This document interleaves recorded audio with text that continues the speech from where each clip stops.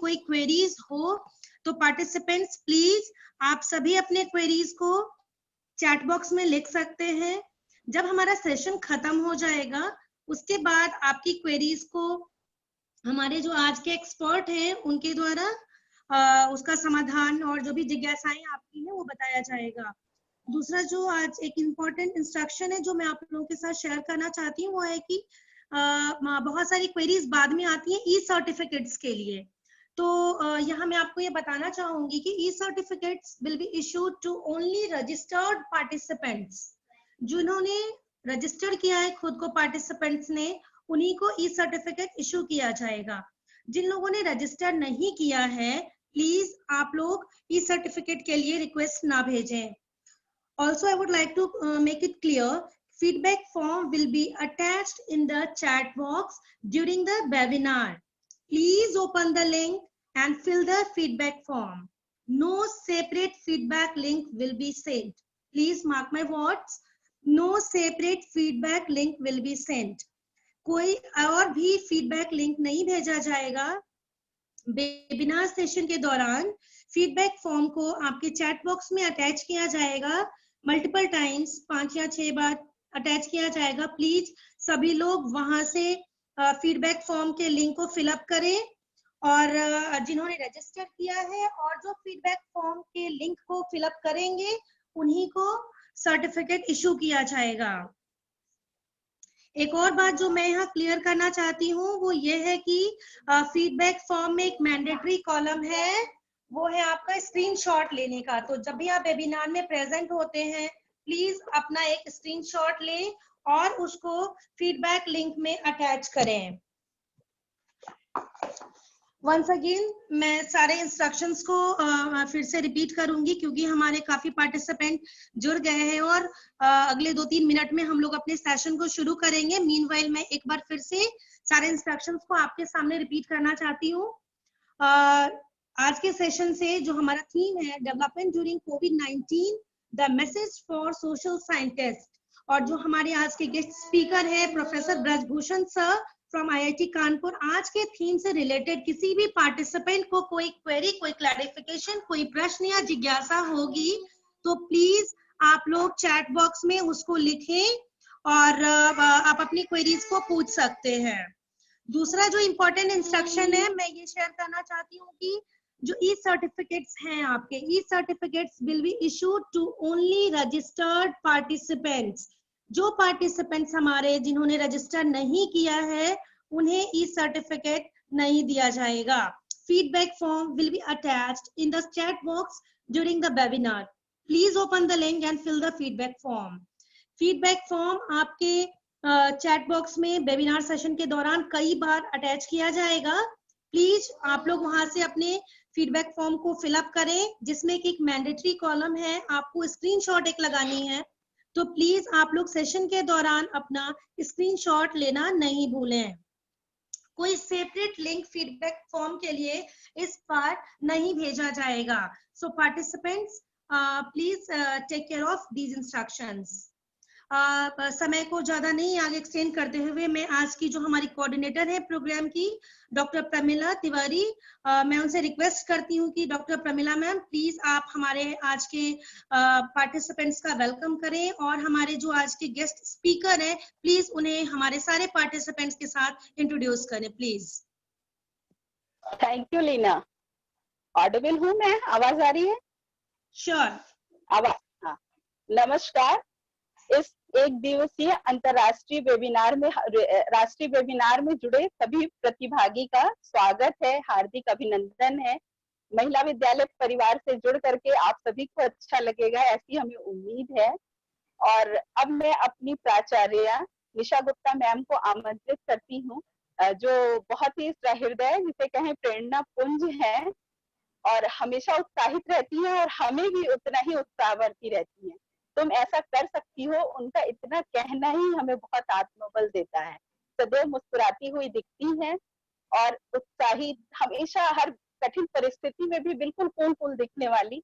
मैं अपनी प्राचार्य महोदय निशा गुप्ता मैम को आमंत्रित करती हूँ कि वो हमसे जुड़े प्रतिभागियों का स्वागत करें और हमारे लिए आशीर्वचन करें।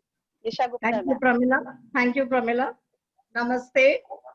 On behalf of students, faculty and staff of Mahila Vidyalaya Degree College, I welcome all the esteemed guests and participants from various fields and disciplines to today's webinar, Development During COVID-19, Message for Social Scientists. I feel privileged to welcome our guest speaker, Professor Braj Bhushan, a great scholar, head of Department Humanities and Social Sciences, IIT Kanpur. Welcome, sir. I extend my heartfelt gratitude for accepting our invitation and for sparing your valuable time to be with us. Friends, theme of today's webinar is Development During COVID-19, Message for Social Scientists. So, why this theme? From 25th March to 31st May, almost for 68 days, we have been in lockdown, which was imposed to curtail the spread of coronavirus. And now we are in unlock 1 phase. Corona crisis is not yet been over. Coronavirus is still there. Now, we all have to accept that this virus might stay with us long. Undoubtedly, it is the most challenging situation that we all have ever faced, and it is negatively affect our life, physically, mentally, as well as socially. As per our experience, unusual situation force us to take unusual responses. Exactly, this is happening in present situation. In spite of negativity caused due to corona, we have observed positivity in thought process, decision making, action, attitudinal changes, acceptance at individual level as well as societal level. We have learned a lot from this situation. तो मेरे विचार से यही विकास है, यही हम development की जब बात करते हैं यही है कि हम कैसी भी परिस्थितियां हो, कितना भी नकारात्मक परिस्थिति क्यों ना हो, हम उसके साथ अनुकूलन करते हुए और आगे बढ़ते हैं. So with this view, I must compliment Dr. Pramila Tiwari and organizing team for choosing this pertinent theme. I hope this webinar will prove to be very enlightening experience for all of us. So, मैं सबसे पहले तो प्रमिला को बहुत thanks कहूंगी कि हमारे बीच जिस गेस्ट स्पीकर को वो आज लेके आई हैं और हम सब लोग बहुत ज्यादा उत्साहित हैं, बहुत उत्सुक है सर आपको सुनने के लिए. और निश्चित तौर पे मेरा मानना है कि आज जब हम आपसे बात करेंगे, आपकी बातों को सुनेंगे, तो एक नई दिशा मिलेगी, एक नए परिप्रेक्ष्य में हम आज की सिचुएशन को समझ के और एज ए होम एकेडमिशियन और सोशल साइंटिस्ट हमें एक नया रास्ता मिलेगा कि हम और क्या बेहतर कर सकते हैं, कैसे हम आगे जा सकते हैं. तो बहुत ज्यादा समय ना लेते हुए अब मैं प्रमिला को आमंत्रित करूंगी, प्रमिला जी को, कि वो सेमिनार को आगे बढ़ाएं. Thank you Pramila. धन्यवाद मैम, आपका बहुत बहुत धन्यवाद. आप सदैव हमारा उत्साह वर्धन करती हैं. आज के वेबिनार का टॉपिक है ड्यूरिंग कोविड-19 the message for social scientist. जैसा कि हम सब लोग पिछले 4-5 महीनों से कोरोना नाम सुन रहे हैं और उसको मार्च में महामारी घोषित कर दिया गया. इस महामारी ने हमें बहुत कुछ दिया का मतलब कि हमारे बहुत सारे जीवन मूल्य बदल गए. बहुत सारे नए शब्दों से हम लोग परिचित हुए, जैसे क्वारंटाइन, सैनिटाइजर और इस तरह की नए शब्द, सोशल डिस्टेंसिंग. तो वसुधैव कुटुंबकम और अतिथि देवो भव के देश में इस तरह के शब्द बहुत मायने बदल दिए. हम लोगों के सारा रहन सहन, इवन पूरा ह्यूमन बिहेवियर चेंज हो गया. और ये व्यवहार का सिर्फ एक पक्ष नहीं था कि सिर्फ मनोवैज्ञानिक रूप से हम प्रभावित हुए. ये व्यवहार ने हमारे सारे सामाजिक, आर्थिक, राजनीतिक, मानव शास्त्र, मतलब हर तरह से इस व्यवहार को प्रभावित किया. शुरू में हम सब डरे, कई बार हमने उसको डिनायल भी किया कि इस तरह की कोई बात नहीं है, उसके बाद हमने उसको एक्सेप्ट किया और 4 लॉकडाउन झेलने के बाद अब हम लोग अनलॉक 0.01 में हैं। इस बीच में हम लोगों ने बहुत कुछ देखा और ये सभी के लिए एक चर्चा का विषय है या अध्ययन का विषय है, चाहे वो समाजशास्त्री हो, अर्थशास्त्री हो, मानव शास्त्र वाले हो, मनोविज्ञान वाले हो, कि ये जो हमको महामारी से जो नए रिस्पॉन्स मिले, क्या हम इसको एक्सेप्ट कर पाए हैं या हमारे जीवन मूल्यों को इसने बदल दिया है, या समाज के प्रति जो हमारी जिम्मेदारी थी, चाहे वो अर्थशास्त्री हो, शिक्षा शास्त्री हो, समाज शास्त्री हो, राजनीतिक हो, किसी ने भी उसको उस रूप में लिया जिस रूप में हमें लेना चाहिए था। तो इस मंथन के लिए यहाँ पे प्रोफेसर ब्रजभूषण को हमने आमंत्रित किया है, जो हमसे जुड़े हुए हैं। आपका बहुत बहुत स्वागत है प्रोफेसर साहब। प्रोफेसर ब्रजभूषण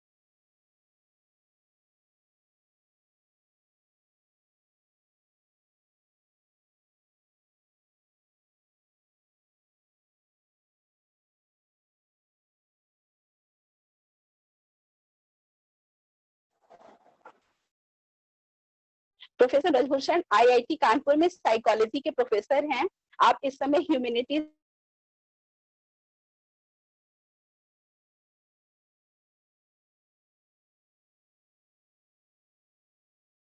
बहुत संक्षेप में बताना चाहूंगी।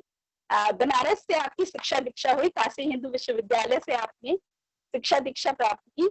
उसके बाद से आप वहां राजघाट संस्थान से जुड़ करके आईआईटी गुवाहाटी से जुड़े और पिछले 15 वर्षों से आप आईआईटी कानपुर से जुड़े हुए हैं।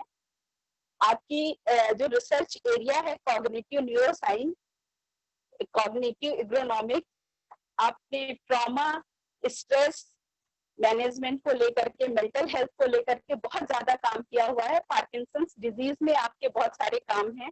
आपके 40 से ज्यादा अंतरराष्ट्रीय शोध पत्र प्रकाशित हो चुके हैं और 10 अंतरराष्ट्रीय पत्रिकाओं में आपकी ऑटोबायोग्राफी छप चुकी है।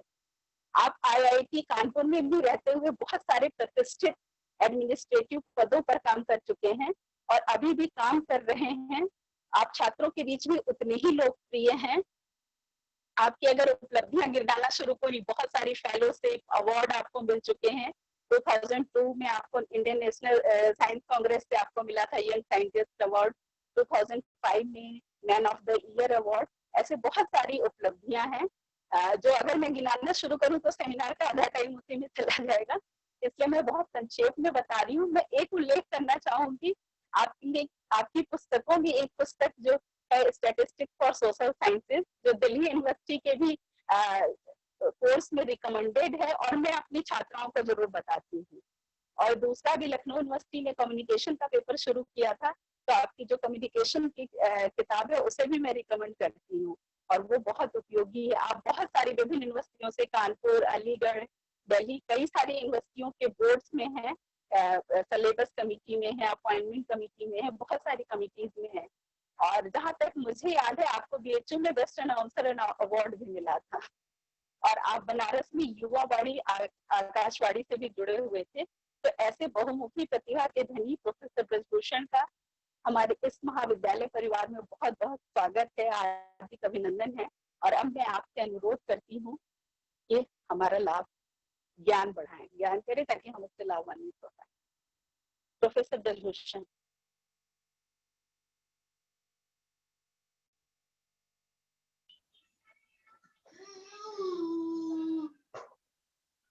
प्रोफेसर ब्रजभूषण, क्या आप हमसे जुड़े हुए हैं?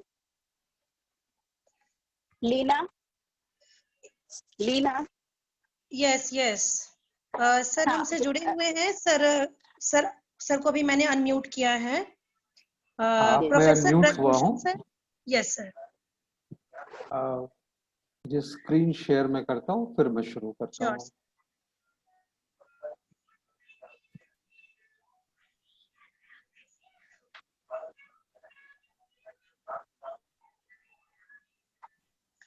डॉक्टर प्रमिला मैम, मीनवाइल आप प्लीज अपने आप को म्यूट कर ले, क्योंकि आपकी कुछ टेक्निकल इश्यूज है, ऑडियो क्वालिटी थोड़ी सी अफेक्टेड हो रही है। प्लीज आप सेल्फ म्यूट कर लें। ओके।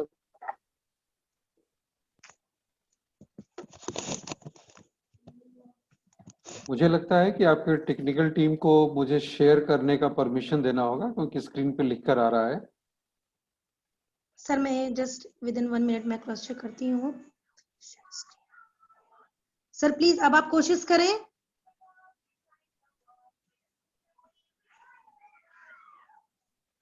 थैंक यू, मैं शेयर कर सकता हूँ। Most welcome sir.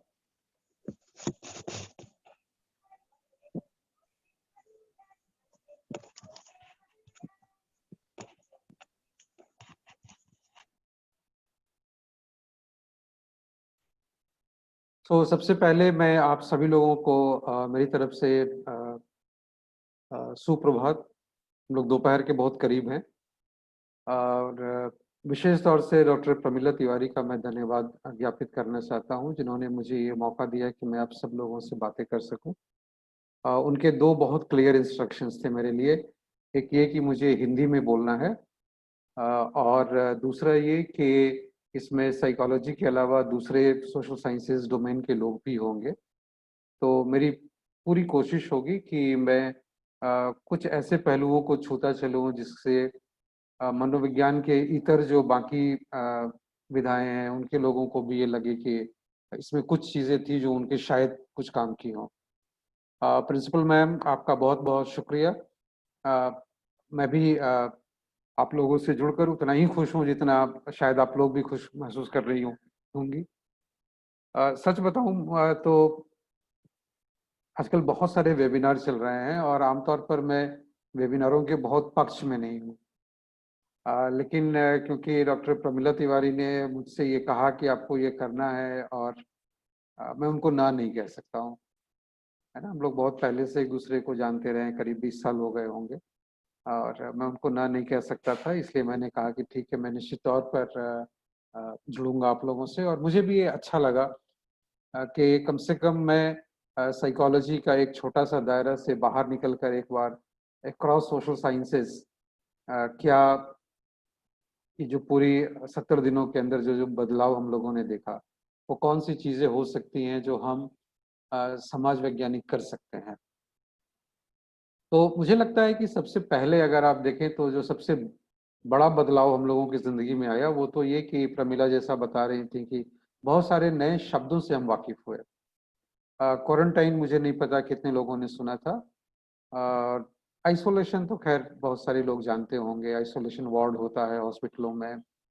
जो लोग मेडिकल साइंसेज से जुड़े हुए रिसर्च करते हैं, सोशल वर्क में, सोशियोलॉजी में, साइकोलॉजी में, नर्सिंग में, उनको तो ये फेमिलियर वर्ड लगा होगा। लेकिन और बहुत सारी विधाएं हैं आमतौर पर जिनके लोगों को ये शायद बहुत क्लियर नहीं हो कि आइसोलेशन भी हो सकता है इंसानों के लिए जरूरी। हम लोगों ने एपिडेमिक वर्ड सुना था, पेंडेमिक वर्ड शायद बहुत लोगों ने नहीं सुना हो। और पेंडेमिक जिन लोगों ने सुना था उसमें भी एंडेमिक वर्ड शायद और भी कम लोगों ने सुना हो। तो ऐसे बहुत सारे नए नए मतलब शब्द आते गए हमारी शब्दावली में। और मैं एक बार कोशिश करूंगा कि आपको ये समराइज करने की कोशिश करूं कि संक्षेप में कि वो कौन से बदलाव आते गए और ऐसी कौन सी हमारे ऊपर ऐसा दबाव था कि हमें मनोवैज्ञानिक रूप से या तो उन चीजों को स्वीकार कर लेना है या मनोवैज्ञानिक रूप से अपने आप को ढालना है उन चीजों के हिसाब से। हम लोग 70 दिनों के आसपास तक क्वारंटाइन में रहे और उस क्वारंटाइन में जो हमारे लिए सबसे एकमात्र कह लीजिए कि जो इंफॉर्मेशन का स्रोत था वो अखबार और टेलीविजन थे। तो क्या टेलीविजन और अखबारों में जो खबरें आई उनकी वजह से भी हमारे इस आइसोलेशन में जो हमारा बिहेवियर था उस पर कोई फर्क पड़ा।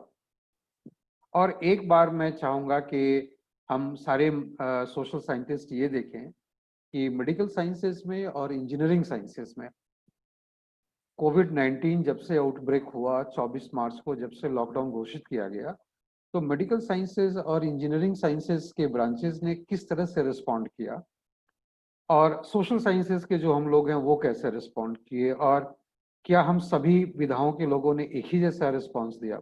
इसका उत्तर ना है और ये कुछ चुभने वाली सच्चाई है, क्योंकि मुझे लगता है कि सोशल साइंटिस्ट लोगों ने वो नहीं किया जो उनसे उम्मीद की जा सकती थी। और उसके बाद अभी के समय में ग्राउंड रियलिटी क्या है, हम क्या देखें, हम अभी क्या देख रहे हैं, आगे हम क्या उम्मीद कर सकते हैं, और फिर उसी परिप्रेक्ष्य में हम सब आगे क्या कर सकते हैं सोशल साइंसेज वाले लोग, इसके बारे में मैं संक्षेप में चर्चा करना चाहूँगा। सबसे पहली बात तो ये कि हम सब लोगों ने आइसोलेशन शब्द सुना, स्वीकार भी कर लिया, प्रधानमंत्री का आदेश था और मेडिकल रिसर्च काउंसिल ने भी ऐसी बातें कही, लोकल जो डिस्ट्रिक्ट एडमिनिस्ट्रेशन है उनके लोगों ने भी ये बातें कही। पर जो एक चीज हम लोगों को देखने को मिली, अखबारों के माध्यम से हम सब लोग उससे वाकिफ हुए कि एक बहुत खास तबका था, खास इस सेंस में कि उनको क्वारंटीन में जाने की आवश्यकता थी पर वो क्वारंटीन में नहीं जाना चाहते थे, है ना। उसमें आप कई चीजें देख सकते हैं। क्वारंटीन सेंटर्स में जिन लोगों को रखे गए उसमें कई बार अखबारों में खबर आई कि कहीं से कोई निकलकर भाग गया, कहीं ये खबर आई कि क्वारंटीन से जो लोग भागे उनको जबरदस्ती पुलिस ने फिर वापस लिया। तीसरी चीज जो हम लोगों को पता चली वो ये कि क्वारंटीन में कई लोग जो परिवार जिनको जाना था वो नहीं जाना चाहते थे, पुलिस पर पत्थरबाजी हुई, मेडिकल टीम पर पत्थरबाजी हुई, क्वारंटीन सेंटर्स में बहुत सारे उपद्रव हुए, ऐसी बहुत सारी चीजें हुई। तो एक चीज जो खास तौर से हम लोगों के समझ में आती है, मुझे लगता है कि कोई पार्टिसिपेंट है जो स्क्रीन पर इस तरह के ड्राइंग्स कर रहा है तो बेहतर होगा ये नहीं करें ना, ये डिस्ट्रैक्शन है और ये हम लोगों को शोभा नहीं देता कि प्रेजेंटेशन में हम स्क्रीन पे ड्राइंग करें, स्केचिंग करें। ये मेरे एंड से नहीं हो रहा है तो डेफिनेटली कोई ना कोई पार्टिसिपेंट कर रहा होगा, जो आपकी आईटी टीम होगी शायद वो लोकेट कर सकती है कि किसने किया। तो ये चीज जो क्वारंटीन सेंटर में हम लोगों को देखने को मिली, ये एक पक्ष है। पर सोशियोलॉजिस्ट के लिए, साइकोलॉजिस्ट के लिए, सोशल वर्क के लोगों के लिए, मेंटल हेल्थ के एरिया में काम करने वाले लोगों के लिए ये एक विशेष चीज है समझने की कि क्वारंटीन में जो लोग लंबे समय रहे, 14 दिन तो ज्यादातर लोगों को रहना ही था, सबको रहना था रादर, कुछ लोगों को उसके बाद भी लंबे समय तक रहना पड़ा एक आइसोलेशन में। तो आइसोलेशन और क्वारंटीन के लिए हमारा जो दिमाग है वो नहीं बना है। हमारा व्यवहार, हम लोग उस मनोविज्ञान में हम लोग एक शब्द इस्तेमाल करते हैं कि हम सोशल क्रिएचर हैं, हम ग्रेगरियस कैरेक्टर हैं, मतलब कि लोगों से मिलना जुलना, बातें करना, एक दूसरे की तारीफ करना, अपनी तारीफ ज्यादा सुनना, दूसरे की बुराई ज्यादा करना, ये सामान्य लक्षण है आदमियों के। जब आप आइसोलेशन में होंगे तो आपके पास इसमें से कोई भी विकल्प नहीं बचा होगा। तो यह एक सबसे बड़ी एक चुनौती है कि जब आइसोलेशन में, क्वारंटीन में रहने की बाध्यता हो, लॉकडाउन में रहने की बाध्यता हो, तो हमारे मानसिक स्वास्थ्य पर क्या असर पड़ेगा इसका। और आप अगर मनोविज्ञान के जो रिसर्च पेपर्स इस बीच में कुछ कुछ आए हैं उनको अगर आप देखें तो कुछ चीजें बहुत खास तौर से उभर कर आती हैं कि लोगों में भय का वातावरण पैदा हुआ, अननेसेसरी लोग भयभीत हो गए, कई चीजों से भयभीत हुए, कई लोगों में चिंता बहुत ज्यादा बढ़ गई, बहुत एंशियस हो गए, तनाव भी बढ़ा लोगों में, कई लोग डिस्प्रोपोर्शनेटली गुस्सा होने लगे, मतलब छोटी बातों पर जिस पर गुस्सा होने की आवश्यकता नहीं है उस पर भी वो बहुत गुस्सा होने लगे। वे चीज जिस पर गुस्सा नहीं आमतौर पर वो होते थे उस पर भी उन्हें गुस्सा आने लगा। एक हेल्पलेसनेस बढ़ने लगी, यह महसूस करना कि पता नहीं क्या होगा, अनप्रेडिक्टेबिलिटी बढ़ गई, हम कुछ प्रेडिक्ट ही नहीं कर सकते हैं। हमें ऐसा लगता है कि कोई हमारी सहायता को नहीं आएगा, अगर ये हो गया तो क्या होगा, वो हो गया तो क्या होगा। इस तरह की भी एक, इस तरह का एक माहौल बना और हमारे जो व्यवहार थे इसमें ये सारी चीजें देखने को मिली। अब फियर है, एंजाइटी है, स्ट्रेस है, ये तीनों चीज और एंगर, इन चारों चीजों पर मनोवैज्ञानिक लोगों ने काफी ज्यादा शोध किया हुआ है, पहले से बहुत कुछ किया हुआ है। क्वारंटीन और आइसोलेशन और लॉकडाउन में क्या असर पड़ा, इस पर भी कुछ कुछ शोध अभी आ गए हैं। वेस्टर्न रिसर्च जर्नल्स में एक अच्छी चीज़ है कि उनके यहाँ एक सिस्टम होता है, वो कहते हैं उसको रैपिड रिसर्च और रैपिड रिव्यू। और उसका एक बेहतरीन पक्ष ये है कि जो चीज़ खास तौर से बहुत जल्दी में लोगों को जानने की ज़रूरत है, उसको वो रैपिड रिव्यू में डालते हैं और 15-20 दिनों के अंदर उसको वो पब्लिश करते हैं और लिखते भी हैं कि ये रैपिड रिव्यू प्रोसेस के थ्रू पब्लिश की हुई जानकारी है। लेकिन मनोवैज्ञानिकों के अलावा जो लोग नर्सिंग के क्षेत्र में हैं, जो लोग सोशियोलॉजी के क्षेत्र में हैं, सोशल वर्क के क्षेत्र में हैं, ये हम सब लोगों के लिए, स्पेशली पॉलिटिकल साइंस में भी जो पब्लिक एडमिनिस्ट्रेशन वगैरह की विधा पर जो लोग काम करते हैं, अनप्रेडिक्टेबिलिटी की वजह से पुलिस वालों के साथ लॉ एंड ऑर्डर में क्या हुआ, हॉस्पिटैलिटी केयर सिस्टम में क्या हुआ, ऐसी बहुत सारी चीज़ें हैं जहां हम सोशल साइंस के लोग अपना कंट्रीब्यूशन दे सकते हैं। मैं खास तौर से दो शोध पत्रों का यहाँ जिक्र करना चाहूँगा जिसमें आइसोलेशन और क्वारंटीन के संबंध में ये दोनों शोध प्रकाशित हुए। लैंसेट एक पत्रिका है, ये प्रॉपर जर्नल नहीं है, लेकिन इसका जो रेपुटेशन है वो किसी एकेडमिक जर्नल से भी कम नहीं है। लैंसेट ने शुरू में ही अप्रैल के महीने में इन्होंने एक आर्टिकल पब्लिश किया और उसमें उन्होंने कहा कि ये जो एक्सट्रीम लॉकडाउन और दुनिया के ज़्यादातर देशों में उस समय लॉकडाउन चल रहा था, ये जो एक्सट्रीम लॉकडाउन है, इसमें 3 खास सिम्टम लोगों में देखने को मिल रहे हैं। पहला कि पोस्ट ट्रॉमेटिक स्ट्रेस सिम्टम बढ़ रहा है। पोस्ट ट्रॉमेटिक बोलते हैं कि कोई भी घटना जो आपके लिए बहुत बड़ा सदमा हो, आपको लगे कि ये बहुत बड़ा हादसा हुआ आपकी ज़िंदगी में, जिसको साइकोलॉजी की भाषा में ट्रॉमा कहते हैं।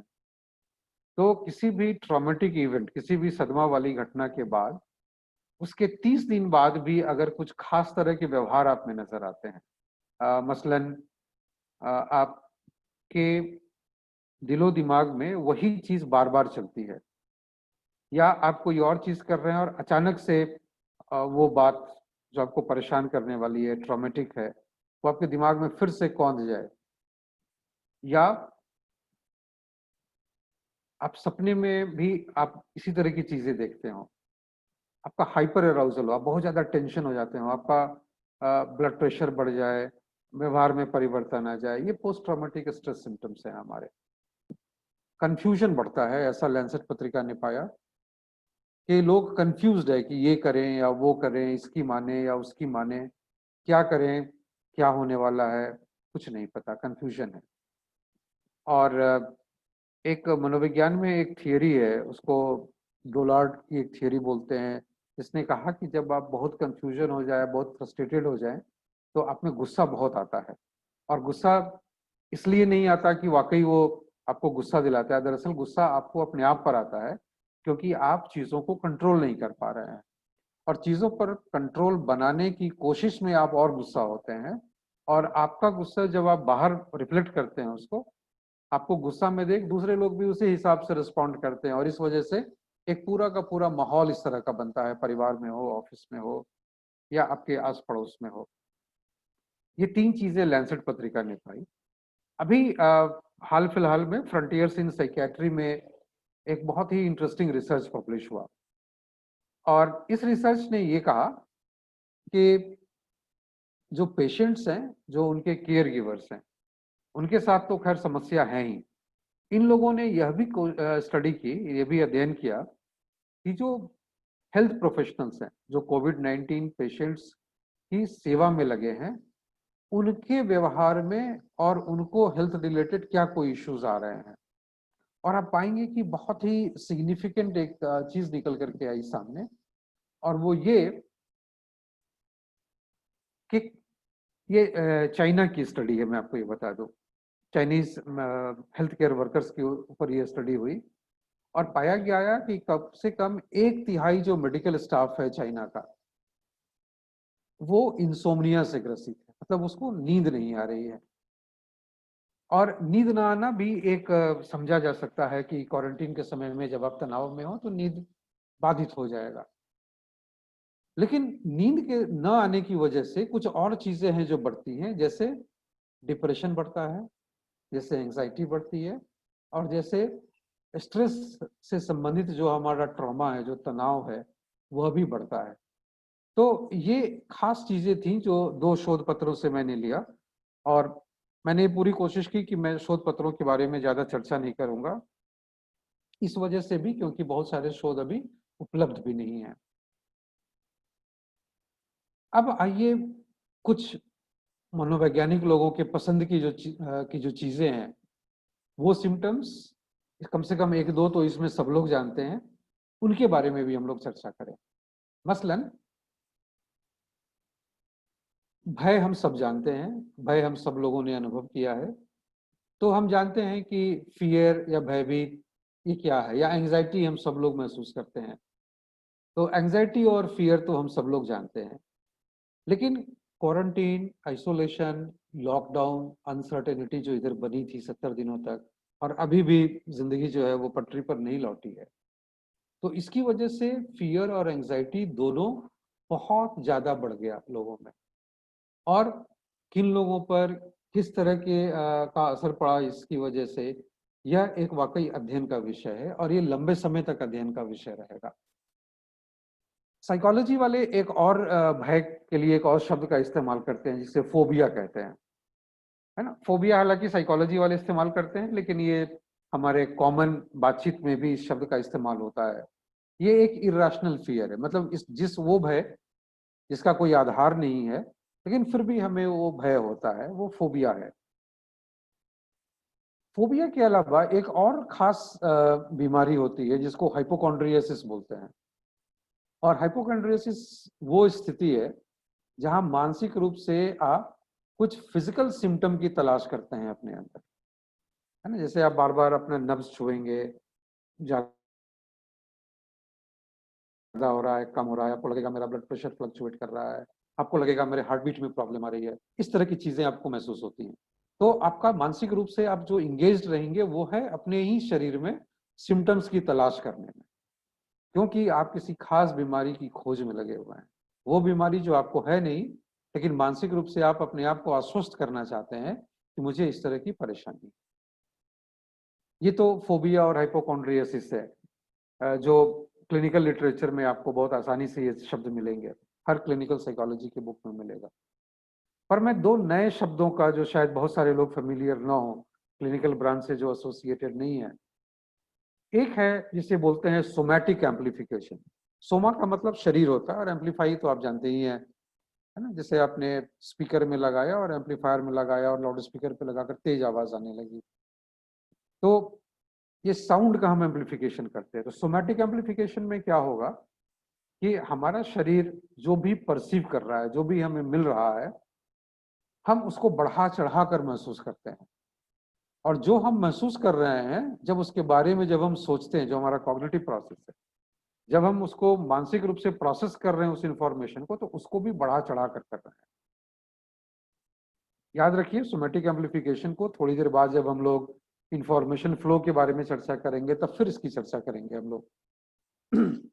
तो सोमैटिक एम्पलीफिकेशन में क्या होगा, हमें जो भी स्टिमुलस मिल रहे हैं, जो भी उद्दीपन मिल रहा है, जो हम देख रहे हैं, सुन रहे हैं, महसूस कर रहे हैं, उनको हमारा शरीर बढ़ा चढ़ा कर अब महसूस कर रहा है, और हमारा दिलो दिमाग भी उसको बढ़ा चढ़ा कर सोच रहा है। इसका मतलब हो गया कि हमारा जो व्यवहार होगा वो बढ़ा चढ़ा कर सामने आने वाला व्यवहार होगा, नॉर्मल व्यवहार नहीं होगा। और इसका जो डिस्क्रेडिट है वो इस लंबे लॉकडाउन पीरियड में हमारा जो एक कन्फाइनमेंट है उसको जाता है। एक दूसरा बहुत ही इंटरेस्टिंग एस्पेक्ट है जिसे नोसोफोबिया कहते हैं। ये फोबिया का एक प्रकार है, आमतौर पर इसकी चर्चा नहीं होती। यह भी एक इरेशनल फियर है। फियर भी, फोबिया जो है वो भी एक इरेशनल फियर है, नोसोफोबिया भी एक इरेशनल फियर है, आधारहीन भय है ये। लेकिन नोसोफोबिया में क्या होता है कि किसी खास बीमारी के बारे में वो भय होता है, और वो जो व्यक्ति है जिसको नोसोफोबिया है, वो कन्विंस्ड होता है कि मुझे तो ये बीमारी है ही, डॉक्टर नहीं समझ पा रहे हैं, हमारे आसपास के लोग नहीं समझ पा रहे हैं, लेकिन मुझे तो ये बीमारी है ही। इसी को नोसोफोबिया कहते हैं। आपको बहुत इंटरेस्टिंग ये लगेगा शायद कि नोसोफोबिया के लिए एक दूसरा शब्द इस्तेमाल होता है, उसको साइबर कॉन्ड्रिया भी कहते हैं। ये हाइपर कॉन्ड्रिया से बना है साइबर कॉन्ड्रिया, क्योंकि हम लोग इंटरनेट पर खोजते रहते हैं, और इंटरनेट पर अगर आप पढ़िए तो इतनी सारी उसमें जानकारी दी रहेगी किसी भी खास बीमारी के लिए, तो आपको लगेगा इसमें से आधा से ज्यादा सिम्टम तो मुझे ही है। तो ये बहुत कन्विंस हम हो जाते हैं कि अरे नहीं नहीं, इसमें से आधा से ज्यादा सिम्टम तो हमें ही है, तो ज्यादातर बीमारी तो हमें ही है, हम ही रोगग्रसित हैं। और डॉक्टर नहीं समझ पा रहा है, दूसरे लोग नहीं समझ पा रहे हैं। नोसोफोबिया को मेडिकल स्टूडेंट्स डिसऑर्डर भी कहते हैं, क्योंकि जब शुरू के दिनों में एमबीबीएस के समय में जब ये लोग बीमारियों के बारे में पढ़ते हैं, तो यूजुअली एमबीबीएस के शुरुआती दिनों में ज्यादातर डॉक्टर्स बताते हैं कि उनको कुछ ना कुछ मेडिकल प्रॉब्लम है, जबकि हकीकत में उन्हें कोई प्रॉब्लम होता नहीं है। तो ये है नोसोफोबिया। तो कोरोना के इस समय में, इस पूरे पैंडेमिक पीरियड में, फियर, एंजाइटी, फोबिया और हाइपोकॉन्ड्रियसिस, ये जो 4 पेट टॉपिक्स हैं जिससे कि क्लिनिकल साइकोलॉजिस्ट वाकिफ हैं, इसके अलावा जरूरत है कि हम सोमैटिक एम्प्लीफिकेशन और नोसोफोबिया पर भी अध्ययन करें। और आप याद रखिए कि साइकियाट्री के लोग इस पर काम नहीं करेंगे, क्योंकि उनका रिसर्च व्यवहार से जुड़ा हुआ बहुत ही कम होता है। कनेक्ट करते हैं पर बहुत ज्यादा वो कनेक्ट नहीं करते। इसके अलावा जिनको बाइपोलर डिसऑर्डर है ना, मूड स्विंग करता है, कभी बहुत खुश होते हैं, कभी रोने लगते हैं, जिनको सिजोफ्रेनिया है, जिनको क्लिनिकल डिप्रेशन है, और जिनको ऑब्सेसिव कंपल्सिव डिसऑर्डर है, इन 4 तरह के लोगों को ये वनरेबल है कि इनको नोसोफोबिया का भी असर हो सकता है इनके ऊपर। अब हम एक दूसरे पक्ष की तरफ आए कि इस पूरे के पूरे पेंडेमिक में जो तमाम डेवलपमेंट्स हुए सोसाइटी में, हमारे पास जानकारी के 2 ही सोर्स थे। या तो हम टीवी पर ये न्यूज़ देखें या हम अखबारों के माध्यम से जानें। अगर आपने उस समय बहुत गौर से टीवी चैनल्स देखा है तो वायरस के डरावनी तस्वीरें, इसके अलावा कहाँ कितने केसेस हो गए, तबलीगी मरकज में क्या हुआ, किस क्वारंटीन सेंटर में क्या हुआ, अमेरिका में क्या हो रहा है, स्पेन में क्या हो रहा है। तो इस तरह का इंफॉर्मेशन हमारे पास आता है टेलीविजन के माध्यम से, खास तौर से, जिस पर हमारा कंट्रोल नहीं होता है। हम डिसाइड नहीं कर सकते हैं कि टीवी का कंटेंट क्या होना चाहिए, ये चैनल्स डिसाइड करते हैं। और हमारे पास क्योंकि कोई इंफॉर्मेशन का सोर्स नहीं है, तो जो भी इनफ्लो होगा, जिस भी तरीके से जो भी चैनल हमको परोस रहा होगा, हम उसे उसी रूप में लेंगे। अखबारों ने भी क्या किया, अखबार में हमारे पास ये ऑप्शन होता है कि हम जो न्यूज़ चाहें पढ़ें, जो न्यूज़ ना चाहें ना पढ़ें। लेकिन अखबारों में क्या होता है कि अखबार में वो कुछ चीजों को ज्यादा फोकस किया उन लोगों ने। जैसे तबलीगी मरकज काफी लंबे समय तक समाचार में था, डॉक्टर्स पर, पुलिस वालों पर पथराव हुए ज्यादा समय न्यूज में था। जो पॉजिटिव न्यूज थे ये अंदर के 11वें नंबर पेज पे, 13वें नंबर पेज पर आते थे। जैसे अभी हाल में आपने देखा होगा कुछ अखबारों में ये खबर आई, लखनऊ के चारबाग रेलवे स्टेशन पर एक कुली जो 70 साल की उम्र में, 80 साल की उम्र में मुफ्त में लोगों की सेवा में लगे हुए हैं। सोशल साइंटिस्ट, मुझे लगता है इनकी ये जिम्मेदारी है यह भी बताना कि किस तरह से आप पॉजिटिव न्यूज़ को हाईलाइट करेंगे, कौन सा न्यूज़ पहले पेज पे आना चाहिए, तीसरे पेज पे आना चाहिए, और कौन सा न्यूज़ 11वें और 17वें पेज पे जाना चाहिए। इसमें प्रायोरिटी पॉजिटिव और निगेटिव रिपोर्टिंग की होनी चाहिए, जो नहीं थी। और अगर हम लगातार निगेटिव न्यूज़ सुनते जाएंगे तो हमारे पास पूरी संभावना है कि जो हम अभी चर्चा कर रहे थे, फियर, स्ट्रेस, एंजाइटी, ट्रॉमा, ये सारी चीजें बढ़ती जाएंगी। और याद रखिए कि अखबारों ने एक बहुत ही इंटरेस्टिंग एक मुहिम चलाया। इनफैक्ट मैं आज के अखबार में भी वो चीज मैंने देखी। रोज पूरे लॉकडाउन पीरियड में, क्योंकि अखबार बहुत लोगों ने लेना बंद कर दिया था, मुझे अनऑफिशियल रिपोर्ट ये बताता है कि 25% लगभग अखबारों की बिक्री कम हो गई। तो अखबारों ने क्या किया कि वो रोज एक बॉक्स आइटम निकालते थे जिसमें किसी डॉक्टर का स्टेटमेंट होता था कि अखबार कितना सुरक्षित है आपके लिए। जिसकी वजह से कोरोना वायरस नहीं फैलता है। और उन्होंने कहीं नहीं बताया कि ये मैं अपनी बिजनेस को बचाने के लिए कर रहा हूँ। तो वो लोग जो मास मीडिया में काम करते हैं, सोशियोलॉजी के वो लोग जो कि इंफॉर्मेशन ट्रांसफर, पब्लिक डिस्कोर्स, इन चीज़ों में जो लोग काम करते हैं, वो इन मुद्दों पर लिख सकते हैं, चर्चा कर सकते हैं। 2-3 और चीज़ें हैं। अगर आप पूरा का पूरा डेवलपमेंट देखिए कि इस कोरोना काल में क्या हुआ, तो कोरोना कैसे फैला, वायरस का क्या रूप है, इसके बारे में जानकारियां शुरू के दिनों में आई। बाद के दिनों में ये जानकारियां कम हो गई। मसलन जो कोरोना का वायरस है, अखबारों से आपको ये पता चला होगा कि उसके 3 जेनेटिक स्वरूप हैं। महाराष्ट्र में, गुजरात में एक अलग तरह का जेनेटिक कंपोजिशन है, बाकी हिंदुस्तान में एक अलग तरह का जेनेटिक कंपोजिशन देखने को मिला। कलकत्ता वाले एरिया में एक अलग तरह का जेनेटिक कंपोजिशन देखने को मिला। ये एक साइंटिफिक इंफॉर्मेशन है कोरोना के का जो स्प्रेड है उसको लेकर के, लेकिन इस पर हमारा फोकस नहीं था। हमारा फोकस बहुत जल्दी शिफ्ट कर गया, जहां हम तबलीगी मरकज पर लंबे समय तक, 1 हफ्ते से ज्यादा का फोकस उस पर रहा अखबारों का, और पथराव हो रहे हैं पुलिस वालों पर और डॉक्टरों पर, इस पर फोकस रहा। और आप जब लॉकडाउन 4 वाले स्टेज में जब आप देखते हैं, तो सडनली हमारा फोकस पूरा का पूरा बदल गया। हम इकोनॉमी और सेल्फ सब्सिस्टेंस, इसके ऊपर हमारा फोकस हो गया। और इस पूरे फोकस में जो इंफॉर्मेशन का फ्लो अगर आप देखिए, मेंटल हेल्थ, हमारा व्यवहार, सामाजिक परिप्रेक्ष्य में इनका क्या महत्व है, पब्लिक डिस्कोर्स में ये चीज कहीं नहीं आई। टेलीविजन के डिबेट में हो, न्यूज़पेपर के रिपोर्टिंग में हो, न्यूज़पेपर के एडिटोरियल्स में हो, स्पेशल कवरेज में हो, कहीं ये चीज नहीं है।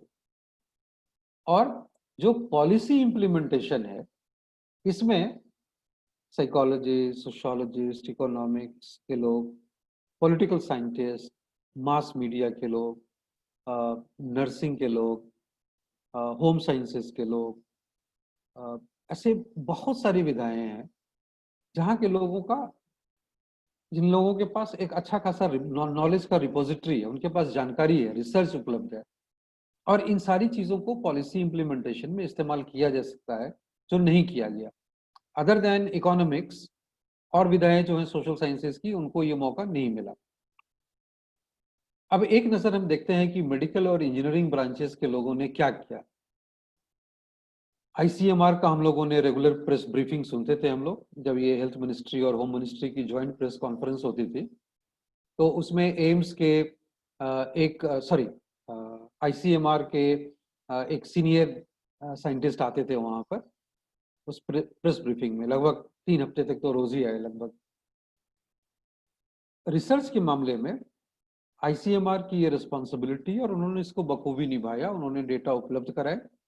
लेकिन जो इमीडिएट रिस्पॉन्स था कि क्या किया जाए, है ना, शॉर्ट पीरियड में तत्काल फायदे के लिए, चीजों को समझने के लिए, लोगों को समझाने के लिए, जनहित में क्या आवश्यकता है, आईसीएमआर ने environmental and social commitment plan, India covid emergency response and health care preparedness project करके शुरू किया, जिसमें उन्होंने कहा कि आप 6 महीने, 9 महीने, साल भर के अंदर अंदर जिसका आउटपुट आप दे सकते हैं, इस तरह के प्रोजेक्ट्स आप जमा कीजिए और प्रायोरिटी बेसिस पर इनको सैंक्शन किया जाएगा।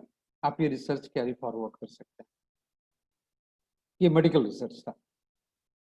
आप जानते हैं हमारे यहाँ डीएसटी है, डीबीटी है, और एक सर्ब है, science and engineering research board.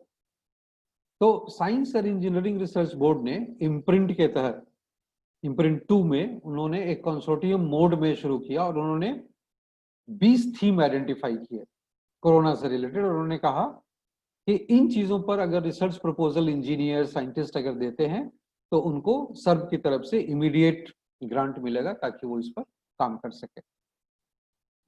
अब आप देखिए कि मेडिकल और इंजीनियरिंग ब्रांचेस के लोगों ने उस क्षेत्रों के साइंटिस्ट को, रिसर्चर को, एकेडमिक्स को इमीडिएट ग्रांट उपलब्ध कराया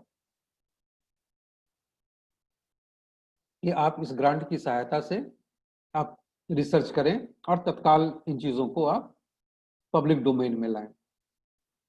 इसके अलावा एम्स जो कि बहुत ज़्यादा इन्वॉल्व था इस पूरे प्रोसेस में, अभी तक इन्वॉल्व है, उन्होंने एक नेशनल टेली कंसल्टेशन सेंटर शुरू किया। और इस टेली कंसल्टेशन सेंटर का उद्देश्य था कि दुनिया से नहीं, देश के, भारत में भी जितने भी डॉक्टर्स हैं जो कि कोविड-19 के पेशेंट्स की सेवा में लगे हैं, उनको ट्रेन किया जा सके, जानकारी दी जा सके कि कैसे कोरोना के मरीजों को उनको हैंडल करना है। इसके अलावा गवर्नमेंट ऑफ इंडिया ने एक और चीज़ की कि उन्होंने निमहांस को, national institute of mental health and neuro science जो बैंगलोर में है, उसको उन्होंने नोडल सेंटर डिक्लेयर कर दिया कि तमाम मेंटल हेल्थ इश्यूज के लिए निमहांस जो होगा वो इसके लिए रिस्पॉन्सिबल होगा। हम श्योर हैं आप लोगों में से बहुत लोगों ने देखा होगा, निमहांस ने एक मोटी सी एक पुस्तिका निकाली है और उन्होंने बहुत सारे गाइडलाइंस उसमें दिए हुए हैं कि mental health related issues corona के संदर्भ में। ये तो रिस्पांस था मेडिकल और इंजीनियरिंग साइंसेस की तरफ से। अब चलिए कि सोशल साइंसेस वालों ने क्या रिस्पांस दिया। जैसे साइंस और इंजीनियरिंग में ICMR है, DST है, DBT है, सर्ब है। हमारे सोशल साइंसेस के लिए हमारे पास केवल एक संस्था है, ICSSR है, Indian council for social sciences research. अब Indian council for social sciences research में एक इम्प्रेस करके एक उनकी एक पॉलिसी है जिसको वो इम्पैक्टफुल पॉलिसी रिसर्च इन सोशल साइंसेस कहते हैं। और उन्होंने क्या किया, उन्होंने बाकी सर्व ने और इम्प्रिंट का जो कॉल आया, ये दोनों कॉल अप्रैल के महीने में ही आ गए थे। याद कीजिए कि 24 मार्च को लॉकडाउन डिक्लेयर हुआ और मेरे ख्याल से मार्च के अंत तक, अगर मुझे सही से याद आ रहा है, तो सर्व ने डिक्लेयर कर दिया अपना प्रपोजल सबमिशन का पोर्टल, और ICMR ने भी कर दिया। लेकिन आधे अप्रैल गुजर जाने के बाद ICSSR की तरफ से ये आया कि आप प्रपोजल जमा कर सकते हैं। लेकिन अगर आप लोगों ने, जिन लोगों ने भी ये कॉल देखा होगा, उसमें ICSSR ने ये कहा कि आप 6 महीने से 9 महीने, साल भर के अंदर होने वाले रिसर्च को ही आप इसमें सबमिट करें। अब मान लीजिए हम लोगों ने जैसे लैंसेट पत्रिका का एक रेफरेंस हम लोगों ने शुरू में लिया था कि लैंसेट ने ये कहा कि पोस्ट ट्रॉमेटिक स्ट्रेस सिम्टम्स बढ़ा लोगों के अंदर इस पूरे लॉकडाउन पीरियड में। तो पोस्ट ट्रॉमेटिक स्ट्रेस सिम्टम जो है, अगर हम क्लिनिकल लिटरेचर देखें तो स्ट्रेस के 30 दिनों के बाद तो इसकी शुरुआत होती है क्लिनिकली, और 60 दिनों के बाद मानते हैं कि ये एक क्रॉनिक स्टेज में पहुंच गया। तो 60 दिन इधर और 30 दिन उधर, तो 90 दिन, 3 महीने तो यूं ही निकल गए। तो अगर कोई इस बिंदु पर, इस परिप्रेक्ष्य पर रिसर्च करना चाहेगा, जो लैंसेट ने रिपोर्ट किया हिंदुस्तान के परिप्रेक्ष्य में, आप 6 महीने का प्रोजेक्ट दे रहे हैं उसको, जिसमें 3 महीने के बाद तो इसके सिम्टम्स की स्टडी की जा सकती है, तो वस्तुतः आप उसको 3 ही महीने का वक्त दे रहे हैं। उस 3 महीने में, आखिरी 1 महीने में आप कहेंगे रिपोर्ट सबमिट करिए, अकाउंट सेटल कीजिए। मेरी ये धारणा है, मेरा ये मत है कि यह जो अप्रोच था, यह सही अप्रोच नहीं है। ये लिमिटिंग अप्रोच है। ये हमें वह मौका ही नहीं देता है कि हम चीजों को टोटलिटी में हम स्टडी कर सकें। दूसरा एक और पक्ष है इसका। आप, मुझे पता नहीं है कि आप में कितने लोग इस चीज को स्वीकार करेंगे। हमारे सोशल साइंसेस की एक समस्या है कि हमारे जो रिसर्च होते हैं ये ट्रांसलेशनल रिसर्च नहीं है। जैसे मैं आपको एक उदाहरण दे रहा हूँ, क्योंकि मैं साइकोलॉजी के एरिया से आता हूँ, इसलिए उसके एग्जांपल्स मेरे मन में सहज आ जा रहे हैं। Resilience, coping, quality of life, in 3 variables को, इन 3 कीवर्ड्स को डालकर आप किसी भी सर्च इंजन पे सर्च कर लीजिए, आपको हजारों पेपर मिलेंगे। हमारे हिंदुस्तान से जितने पेपर पब्लिश होते हैं तमाम जर्नल्स में, 60% से ज्यादा पेपर्स में ये 3 वेरिएबल्स आप जरूर पाएंगे। इन इतने ज्यादा रिसर्च होने के बाद और इतने लंबे समय तक इन वेरिएबल्स का इस्तेमाल होने के बावजूद हम इस पूरे लॉकडाउन पीरियड में यह बताने में असफल रहे कि हमें अगर अपने क्वालिटी ऑफ लाइफ को बरकरार रखना है तो हमें क्या करना होगा। मैं एक डॉक्टर हूँ, कोरोना वार्ड में मेरी पोस्टिंग है, मैं बहुत तनाव में हूँ, 60 दिन से मैं घर नहीं गया हूँ। मुझे खुद ये भय है कि मुझे न कहीं कोरोना हो जाए, मेरी अपनी पारिवारिक जिम्मेदारियां हैं। तो आप सोचिए कि ऐसे लोग अपनी क्वालिटी ऑफ लाइफ को कैसे मेंटेन रखेंगे, ऐसे लोग कोप कैसे करेंगे, ऐसे लोग कैसे अपने रिजिलियंस का फायदा उठा सकते हैं। ये है absence of translational research. Research तो है, हमने डेटा भी लिया, हमने कुछ स्टैटिस्टिक्स भी लगा दिया, हमने कुछ उसको बता भी दिया फाइंडिंग अपनी, लेकिन वो ट्रांसलेट नहीं हो सकता है एक्शन में। आप अगर देखें, चीन ने दिसंबर के अंत में, उसको जनवरी कह लीजिए, उस समय से उनके यहाँ कोरोना का प्रकोप शुरू हुआ और फरवरी के महीने में चाइना से एक पेपर पब्लिश हुआ चाइनीज डेटा के आधार पर, जिसमें उन्होंने पूरा प्रोटोकॉल बताया कि क्वालिटी ऑफ लाइफ को मेंटेन करने के लिए क्या किया जाए। तो अगर अपने यहाँ कोरोना का पीक के समय में अगर चाइनीज रिसर्चर ऐसा कर सकते थे, तो हमें लगता है कि हमारे पास उनसे कम डेटा तो नहीं है इन वेरिएबल्स को लेकर के। अभी भी वक्त है, हम लोग नहीं किए उस समय, ठीक है, अभी भी वक्त है। अगर आप रेजिलियंस के पेपर्स को लेकर के, कोपिंग के पेपर्स को लेकर के, रेजिलियंस के पेपर्स को लेकर के जो एम्पेरिकल डेटा है उसके आधार पर, अगर आप, मैं थियोरेटिकल रिव्यू के पक्ष में नहीं हूँ, हरगिज नहीं हूँ, आप चाहें उसकी मेटा एनालिसिस करें, आप चाहें आप उसके आधार पर एक मैथमेटिकल मॉडल डेवलप करें, आप बताएं कि अगर आप डॉक्टर हैं, कोविड वार्ड में हैं, तो आपको इस तरह से फॉलो करना है, अगर आप नर्स हैं तो इस तरह से फॉलो करना है, आप सफाई कर्मचारी हैं तो इस तरह से फॉलो करना है, आप फ्रंटलाइन वर्कर्स तो हैं, आज के लिए उनके लिए शब्द इस्तेमाल हो रहा है फ्रंटलाइन वॉरियर्स, आप फ्रंटलाइन वॉरियर हैं, लेकिन आप पुलिस विभाग में हैं, आप सिटी एडमिनिस्ट्रेशन में हैं, तो आपकी वनरेबिलिटी डॉक्टर्स और नर्सेस और वार्ड बॉय की तरह नहीं है, तो उनके भी क्वालिटी ऑफ लाइफ के लिए डेफिनेटली प्रोटोकॉल अलग होगा। तो क्या एक कॉमन प्रोटोकॉल होगा, क्या स्पेसिफिक प्रोटोकॉल होगा, इस तरह की चीजें हमें लगता है कि सोशल साइंस वालों को करना चाहिए। और ये केवल साइकोलॉजी नहीं, psychology, sociology, social work, public administration, home sciences, बहुत सारी विधाएं हैं जिसमें अपने अपने थियोरेटिकल मॉडल, अपने एग्जिस्टिंग डेटा, अगर आप चाहें 2-3 सोशल साइंसेस के स्ट्रीम वाले मिल करके भी एक इस तरह का एक मॉडल बना सकते हैं। और ये ट्रांसलेशनल रिसर्च होना चाहिए। ये दिखना चाहिए कि अगर देश ने बताया कि भाई हमारे यहाँ वेंटिलेटर नहीं है, तो कम से 20 दिनों के अंदर अंदर 6-7 इंस्टीट्यूट्स ने वेंटिलेटर्स बना दिया, भले वो कमर्शियल यूज में आया हो ना आया हो, वो अलग बात है, लेकिन उन्होंने बनाकर अपनी कैपेबिलिटी तो दिखलाई। हम सोशल साइंटिस्ट ने अपनी कैपेबिलिटी नहीं दिखलाई है अभी तक। एक और मुद्दा है कि जब मैंने कहा कि जो हमारे यहाँ जो रिसर्च है, कोरोना पीरियड में ऑफ कोर्स मुश्किल रहा होगा, लेकिन हमें लगता है कि आप सब लोगों ने ईमेल पर और व्हाट्सएप पर और एसएमएस पे रिसीव किया होगा ऐसे मैसेजेस। आपके जानने वाले लोग जो आपको एक लिंक भेजते हैं और कहते हैं कि मैं एक स्टडी कर रही हूँ या कर रहा हूँ और ये एक सर्वे है, ऑनलाइन सर्वे है। अपने जिन लोगों को रिसर्च मेथड और स्टैटिस्टिक्स की बहुत अच्छी जानकारी है, उनसे आप बातें कीजिए। क्या हम लोगों के पास इसके अलावा कोई मेथड नहीं बचा था?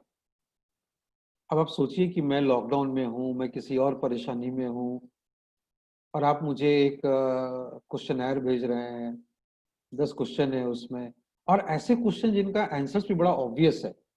जैसे मान लीजिए कि क्या आपको अनिश्चितता महसूस होती है? सबको हो रही है ना? और उसके आधार पर एक 5 पॉइंट स्केल आप इस्तेमाल करते हैं, कुछ ना कुछ आप फाइंडिंग निकालते हैं। ये एक हमारे रिसर्च का एक लिमिटेशन मुझे लगता है कि सोशल साइंस वालों ने इस प्रोसेस में अपने रिसर्च का एक लिमिटेशन शो किया है। हमारे पास क्वांटिटेटिव और क्वालिटेटिव दोनों मार्गों से अच्छे रिसर्च ऑप्शंस उपलब्ध हैं। मुझे ये बताने की ज़रूरत नहीं है, लेकिन मुझे लगता है शायद अगर स्टूडेंट्स इसमें लॉग्ड इन है तो मैं उनके लिए एक बात कहना चाहूँगा। अपने प्रोफेसरों से, अपने शिक्षकों से आप संपर्क करें, वो आपको ये बात बताएंगे कि रिसर्च में अगर आपने सैम्पलिंग बहुत अच्छे से कर ली और अगर आपने रिसर्च डिज़ाइन बहुत अच्छे से तैयार कर लिया तो आपका 60% रिसर्च तो हो गया पूरा। बाकी 40% डेटा का आना और डेटा की एनालिसिस और रिपोर्टिंग है। इसके अलावा एकेडमिक पब्लिकेशन हमारे यहाँ से नहीं हुए इस पीरियड में, वो मैं समझ सकता हूँ कि एकेडमिक पब्लिकेशन में वक्त लगता है, थोड़े से ही हुए। लेकिन एक और ऑप्शन था कि हम लोगों में से बहुत कम लोगों ने, शायद एक आधी दो को छोड़ दें, तो मास मीडिया में भी लोगों ने अपनी बातें नहीं रखी, है ना। अखबार, मैगजीन, बहुत सारे दूसरे माध्यम थे हमारे पास इन चीज़ों को रखने के। हम लोगों ने एक कंफर्ट जोन बनाया। हमारा कंफर्ट जोन वेबिनार था। आसान है ना। चाइना ने एक जूम ऐप बना दिया है, या कुछ लोगों ने अमेरिकन वेबएक्स को इस्तेमाल करना शुरू किया। आईआईटी ने भी एक मूकिट करके एक प्लेटफॉर्म बनाया हुआ है, शायद मुझे पता नहीं आप लोगों को ये उपलब्ध है या नहीं। मूकिट भी एक ऑप्शन है, प्लेटफॉर्म है जिसके माध्यम से आप कनेक्ट कर सकते हैं। ये हमारे लिए कन्वीनियंट सोर्स है, लेकिन इस कन्वीनियंट सोर्स में हम आप तो अपने ज्ञान का आदान प्रदान कर ले रहे हैं, हम समाज को वापस कुछ नहीं दे रहे हैं। और मुझे लगता है कि सोशल साइंसेज वालों की ये जिम्मेदारी बनती है कि हम समाज को भी कुछ वापस दें। कुछ समय पहले मैंने एक ये लेख लिखा था, mental health and corona, better late than never. ये इसमें मैंने जो अभी तक मैं बातें कर रहा था, मेडिकल, इंजीनियरिंग और सोशल साइंसेज का कंपैरिजन, वो मैंने इसमें इस लेख में किया था। हार्ड न्यूज़ एक पत्रिका है, अगर आप चाहें तो आप इसको ऑनलाइन, ये फ्री में उपलब्ध है, आप चाहें तो इसको आप पढ़ सकते हैं।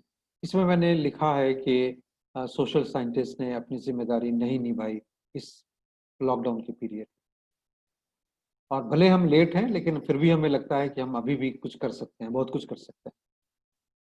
अकेले फिर हमारी लिमिटेशंस हैं, बट हाथ मिला ले तो जाने हम लोग इंजीनियरिंग और मेडिकल साइंसेज के बराबर की चीज़ें कर सकते हैं, और किसी भी दूसरे देश के बराबर की चीज़ें कर सकते हैं। आइए अब हम कुछ ग्राउंड रियलिटी देखते हैं। जो पहली ग्राउंड रियलिटी जो हमने पूरी तरह से इग्नोर कर दिया, बहुत ज़्यादा ये अखबारों की सुर्खियों में भी नहीं आया। एक बार आपने अखबारों में देखा होगा कि सफदरजंग अस्पताल में कोई कोरोना पॉजिटिव होने के लिए उसकी जांच की गई, सैंपल लिया गया, और अगले दिन उस व्यक्ति ने सफदरजंग अस्पताल के मंजिल से एक दूसरे तीसरे मंजिल से कूद कर उसने जान दे दी। बाद में पता चला कि वो पॉजिटिव था भी नहीं। तो ये जो एंजाइटी इन्वोक हुआ कोरोना का, एक हमारे मानसिक रूप से जो उसने एक भय का माहौल बनाया, उसने हमें सुसाइड करने को मजबूर कर दिया। और ऐसे 3-4 केसेस हम लोगों ने पढ़े। बट आपको एक बड़ा इंटरेस्टिंग लगेगा, एक आप अपने स्क्रीन पर देखें, अगर बाईं तरफ इकोनॉमिक टाइम्स की मैंने एक न्यूज़पेपर का एक पॉइंट यहाँ रखा है। एक स्टडी की गई, याद रखिएगा ये सोशल साइंसेज वालों ने नहीं किया, ये लीगल स्टडीज वालों ने किया है। और लीगल स्टडीज वालों ने ये काम किया, और उन्होंने ये पाया कि करीब लॉकडाउन के शुरुआती फेज में 10 दिनों में 80 लोगों ने सुसाइड किया, केवल लोनलीनेस और फियर की वजह से। तो जो हम शुरू में चर्चा कर रहे थे कि क्वारंटीन, आइसोलेशन, हम उसके लिए बने नहीं है, हमारा दिमाग इन चीज़ों के लिए बना नहीं है। हम हार्ड वायर्ड हैं ग्रिगेरियसनेस के लिए। हमको लोगों से मिलना, और सोनू भाई, मोनू भाई ऐसे करके मिलना, गप्पे करना, अपने बारे में बताना, उनके बारे में सुनना, जब दो मिले तो तीसरे के बारे में शिकायत करना, ये अच्छा लगता है। 2 टीचर बैठे हैं, प्रिंसिपल की शिकायत करें, 2 प्रिंसिपल बैठे हैं, अपने टीचर्स की शिकायत करें, 2 टीचर्स बैठे हैं, स्टूडेंट्स की शिकायत करें, 2 स्टूडेंट्स बैठे हैं, किसी और की शिकायत करें। ह्यूमन नेचर है ये, है ना। अब आप सबको जब आप बंद कर देते हैं, तो जिनकी वनरेबिलिटी है, फोबिया की, नोसोफोबिया की, सोमैटिक एम्प्लीफिकेशन की, उनका क्या होगा। तो 80 लोगों ने 10 शुरुआती लॉकडाउन के 10 दिनों के अंदर 80 लोगों ने सुसाइड कर लिया। दूसरी एक और इसमें एक इंटरेस्टिंग चीज है कि जो अगर आप देखें हमारा एक नेशनल क्राइम रिकॉर्ड ब्यूरो है गवर्नमेंट ऑफ इंडिया का। नेशनल क्राइम रिकॉर्ड ब्यूरो हर साल का एक रिपोर्ट पब्लिश करता है, जिस रिपोर्ट में आपको मिलेगा कि सुसाइड का रेट क्या है, सुसाइड के मुख्य कारण क्या है। आइसोलेशन, लोनलीनेस, फियर, ये 3 सुसाइड के कारण कभी नहीं थे। आप नेशनल क्राइम रिकॉर्ड ब्यूरो का रिपोर्ट उठाकर देखिए। रीजंस, जो टॉप रीजंस हैं हमारे देश में, कर्ज में डूब जाना, वैवाहिक समस्याएं, विवाहेतर संबंध, ये हमारे यहाँ के टॉप 3 हैं रीजन सुसाइड के। लॉकडाउन के 10 दिनों में 2 नए कारण मिल गए सुसाइड को। समाज शास्त्रियों को इस तरह के विषय जो कि हाईलाइट नहीं हुए प्रिंट मीडिया में, इलेक्ट्रॉनिक मीडिया में, रिसर्च जर्नल्स में, इनको हाईलाइट करने की जरूरत। दूसरा, आप देखिए अखबारों में ये चीज आई कि भाई हम लोगों ने 300 करोड़ रुपए जो है वो शराबबंदी खत्म हुई, लॉकडाउन चल रहा था फिर भी शराब की दुकानें खुलने शुरू हो गई, 300 करोड़ का शराब एक दिन में बिक जाता है। ये इकोनॉमिक्स वालों के लिए 300 करोड़ एक फिगर हो सकता है, साइकोलॉजी सोशियोलॉजी वालों के लिए 300 करोड़ का फिगर नहीं हो सकता है। साइकोलॉजी सोशियोलॉजी वालों के लिए विड्रॉल सिम्टम एक फिगर होगा कि कितने लोगों में विड्रॉल सिम्टम था। इनफैक्ट अगर आप देखें तो करीब ये जो शुरुआती 10 दिन थे इसमें 45 लोगों ने विड्रॉल सिम्टम्स की वजह से सुसाइड कर लिया। तो ये दोनों न्यूज आपस में इंटरकनेक्टेड हो गए, जो कि न्यूज रिपोर्टर्स इसको नहीं कनेक्ट करेंगे। ये सोशल साइंटिस्ट का काम है कि वो इस चीज को कनेक्ट करें। इसके अलावा आप देखिए मास माइग्रेशन शुरू हुआ, तरह तरह की समस्याएं हुई, अभी तक चल रही हैं, है ना। जब तक कि 200-400 स्पेशल ट्रेन चलनी शुरू नहीं हुई, लोग चल रहे हैं, ट्रेनों से कट रहे हैं, दुर्घटनाओं में मर रहे हैं। कोई साइकिल से 1600 किलोमीटर साइकिलिंग करके पिता को बैठा कर ले जा रहा है। न्यूज़पेपर में ये एक आइटम है, सोशल साइंटिस्ट के लिए ये ग्राउंड रियलिटी है। ये समाज का एक ऐसा रहने का, जीने का ढंग है जो कभी भी मेन स्ट्रीम न्यूज में नहीं आता है। और हमें लगता है कि सोशल साइंटिस्ट की ये जिम्मेदारी है कि अपनी लेखों से, अपनी राइटिंग से, अपने रिसर्च पेपर से, अपने व्याख्यानों से आप इन मुद्दों को उठाएं, बताएं कि ये समाज का हकीकत है। हमारे विषय में इस तरह की थियरी दी गई है, इन चीजों को, इन थियरियों के आधार पर आप एक्सप्लेन कर सकते हैं, कुछ चीजों को एक्सप्लेन नहीं कर सकते हैं, आप नई थियरी बनाइए, नई थियरी दीजिए। और हम श्योर हैं कि कई सारी नई थियरीज और मॉडल्स निकल सकते हैं हमारे इस ग्राउंड रियलिटी के बेसिस पर। दूसरी एक चीज जो मास माइग्रेशन से जस्ट पहले की घटना थी, कई सारे शहरों में, मुंबई में हुआ, सूरत में कई बार हुआ, मजदूर बाहर निकलते थे और वायलेंट होते थे, पुलिस लाठीचार्ज होता था और उनको घरों के अंदर ढकेल दिया गया, जब तक कि 3rd लॉकडाउन था। 4th लॉकडाउन में सरकार ने कहा कि ठीक है आप जा सकते हैं, कई लोगों ने पैदल जाना शुरू किया, फिर बसेस और ट्रेन भी चलाई गई। अब सोचिए, वह व्यक्ति जिसके पास अब जीविकोपार्जन का बहुत साधन नहीं रह गया है, वह व्यक्ति जिसके जो पारिवारिक जिम्मेदारी है उसमें कोई कमी नहीं आई, इसके साथ ही उस व्यक्ति की आमदनी अब सिकुड़ती जा रही है या खत्म हो गई है, बंद हो गई है, और उसको आप मार पीट करके या फिर से ताले के अंदर बंद कर दे रहे हैं, यह कहकर के ये लॉकडाउन है। उसके सेल्फ स्टीम का क्या होगा? आपने क्रश कर दिया उसके सेल्फ स्टीम को, फिर इसका नतीजा क्या होगा? मैं दुखी हो गया, मैं परेशान हो गया, मैंने सुसाइड कर ली। एक दूसरा कि मेरे पास, मेरे घर में 2 वनरेबल ग्रुप है, एक औरतों का और एक छोटे बच्चों का, तो मैं अपना सारा फ्रस्ट्रेशन, सारा गुस्सा उन छोटे बच्चों पर और अपनी बीवी पर उतारूं। आप वर्ल्ड हेल्थ ऑर्गेनाइजेशन की रिपोर्ट पढ़िए। वर्ल्ड हेल्थ ऑर्गेनाइजेशन की रिपोर्ट कहती है कि इंडिया में 7.5% जो हमारा पॉपुलेशन है वो किसी न किसी मेंटल हेल्थ की बीमारी से ग्रसित है, और वो ये भी कहता है कि 2020 तक 20% जो इंडियन होंगे उनको मेंटल हेल्थ की प्रॉब्लम्स होंगी।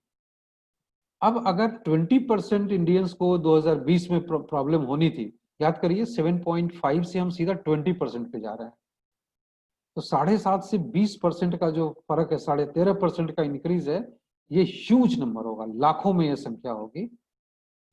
और उस 2020 में जिसमें कि ये संख्या 20% होनी थी, उसी 2020 में कोरोना हो जाता है, आइसोलेशन, क्वारंटीन, लॉकडाउन, है ना, जॉबलेसनेस, ये सारी चीजें शुरू हो जाती है। और हमारे देश का स्टैटिस्टिक्स ये कहता है कि हर छठे भारतीय को मेंटल हेल्थ असिस्टेंस की जरूरत है। इलाज की जरूरत भले ना हो, लेकिन असिस्टेंस की जरूरत है। मतलब कि हमको एक साइकियाट्रिस्ट ही नहीं, क्लिनिकल साइकोलॉजिस्ट ही नहीं, साइकियाट्रिक नर्स भी हो सकती है, काउंसलर भी हो सकती है। ऐसे ऑप्शंस हमें बनाने पड़ेंगे, ढूंढने पड़ेंगे। दूसरा, आप नेशनल क्राइम रिकॉर्ड ब्यूरो का रिपोर्ट एक बार फिर से देखिए। अभी मैं सुसाइड के कॉन्टेक्स्ट में इसकी चर्चा कर रहा था। नेशनल क्राइम रिकॉर्ड ब्यूरो के 2 स्टैटिस्टिक्स बड़े डराने वाले हैं। हर 1.7 मिनट के बाद, 1 मिनट 7 सेकंड के बाद किसी न किसी भारतीय महिला को अपने देश में वायलेंस का विक्टिम बनना पड़ता है। और हर 4.5 मिनट पर एक बच्चे को अपने घर के अंदर वायलेंस का विक्टिम बनना पड़ता है। ये नेशनल क्राइम रिकॉर्ड ब्यूरो का रिपोर्ट है। कितना डराने वाला सच है। और याद रखिए, ये लॉकडाउन के पहले का आंकड़ा है, उसके बाद का आंकड़ा नहीं है। लॉकडाउन को हमने पहले स्लाइड में देखा कि लॉकडाउन में फियर बढ़ गया, एंजाइटी बढ़ गई, एंगर बढ़ गया, कंफ्यूजन बढ़ गया। आपने मार पीट करके मुझे 3rd लॉकडाउन के फेज तक बंद भी कर दिया। मेरा सारा गुस्सा आप कहाँ जाएगा? इसी दोनों वनरेबल पर जाएगा। तो जो लोग स्टैटिस्टिक्स के एरिया में काम करते हैं, 1.7 मिनट बहुत रिड्यूस हो गया होगा, 4.4 मिनट्स में रिड्यूस हो गया होगा। तो इन चीजों पर भी हमें लगता है ना कि जरूरत है। नेशनल कमीशन फॉर वुमेन का एक बहुत अच्छा इंटरेस्टिंग एक प्रेस रिलीज था, जिसमें उन्होंने कहा कि लॉकडाउन के दौरान जो औरतों के खिलाफ जो वायलेंस है, उसमें 50% इजाफा हो गया। और एक दूसरा बहुत इंटरेस्टिंग स्टैटिस्टिक्स है कि 20 से 31 मार्च, मतलब चार दिन लॉकडाउन के शुरू होने के पहले से लेकर के मार्च के अंत तक, बस 11 दिनों में जो चाइल्ड हेल्पलाइन सर्विस है, उसको 3 लाख से ज्यादा फोन कॉल आए, डिस्ट्रेस कॉल आए। तो आप समझिए कि ये 4.4 और 1.7 कितना बदल गया होगा, ये आंकड़ा ही पूरा बदल गया होगा। मैं फिर से अपने एक लेख की चर्चा कर रहा हूँ। मैंने हार्ड न्यूज में एक लेख लिखा हूँ, कुछ समय पहले वो पब्लिश हुआ कि लिबिडो, वायलेंस एंड लॉकडाउन। तो ये लॉकडाउन के समय जो वायलेंस का रेट है और जो सेक्सुअल वायलेंस से रिलेटेड है, क्योंकि आपने ये कहीं ये पढ़ा होगा, और नहीं तो इस लेख में पढ़ी, इसमें विस्तार से इस बात की चर्चा की गई है, जिसमें जब इस तरह की जो बहुत ही विषम परिस्थिति होती है, उसमें आदमी का जो यौन इच्छा से संबंधित जो व्यवहार है, उसमें भी परिवर्तन देखने को मिलता है, और उसकी वजह से भी वायलेंस में इजाफा होता है। तो इस तरह का इस आर्टिकल में इस तरह का डिस्क्रिप्शन है, डिटेल्ड ये आर्टिकल है। आप अगर इंटरेस्टेड हो तो आप इसे पढ़ सकते हैं। बहुत जल्दी मैं एक सरसरी तौर से चाहता हूं कि आप कुछ और हकीकतों को देखें जो कोरोना काल में हम लोगों ने देखा।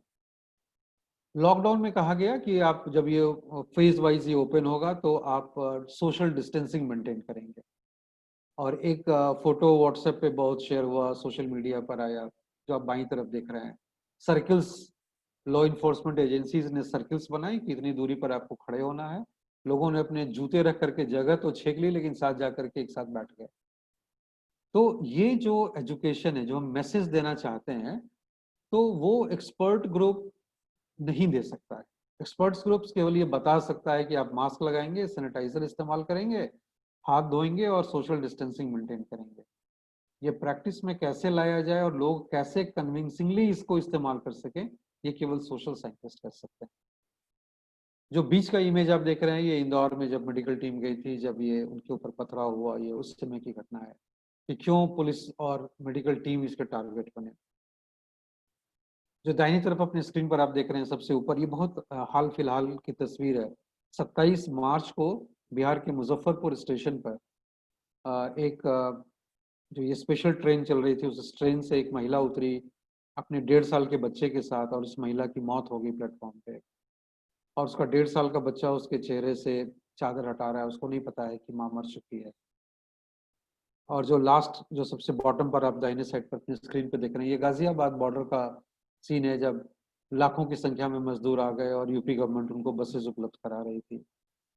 अब आप सोशल डिस्टेंसिंग, क्वारंटाइन, हाथ धोना, सैनिटाइजर इस्तेमाल करना, मास्क पहनना से लेकर के, और बाएं और दाहिने तरफ की आप फिगर्स को देखें, जमीन आसमान का फर्क है सोशल रियलिटी में।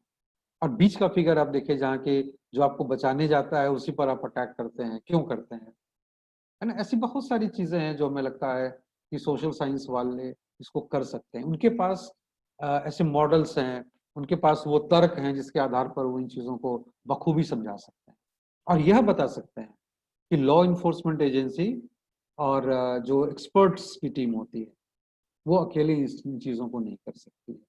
उनको सोशल साइंटिस्ट का हेल्प चाहिए, बिना उनके वो नहीं कर सकते।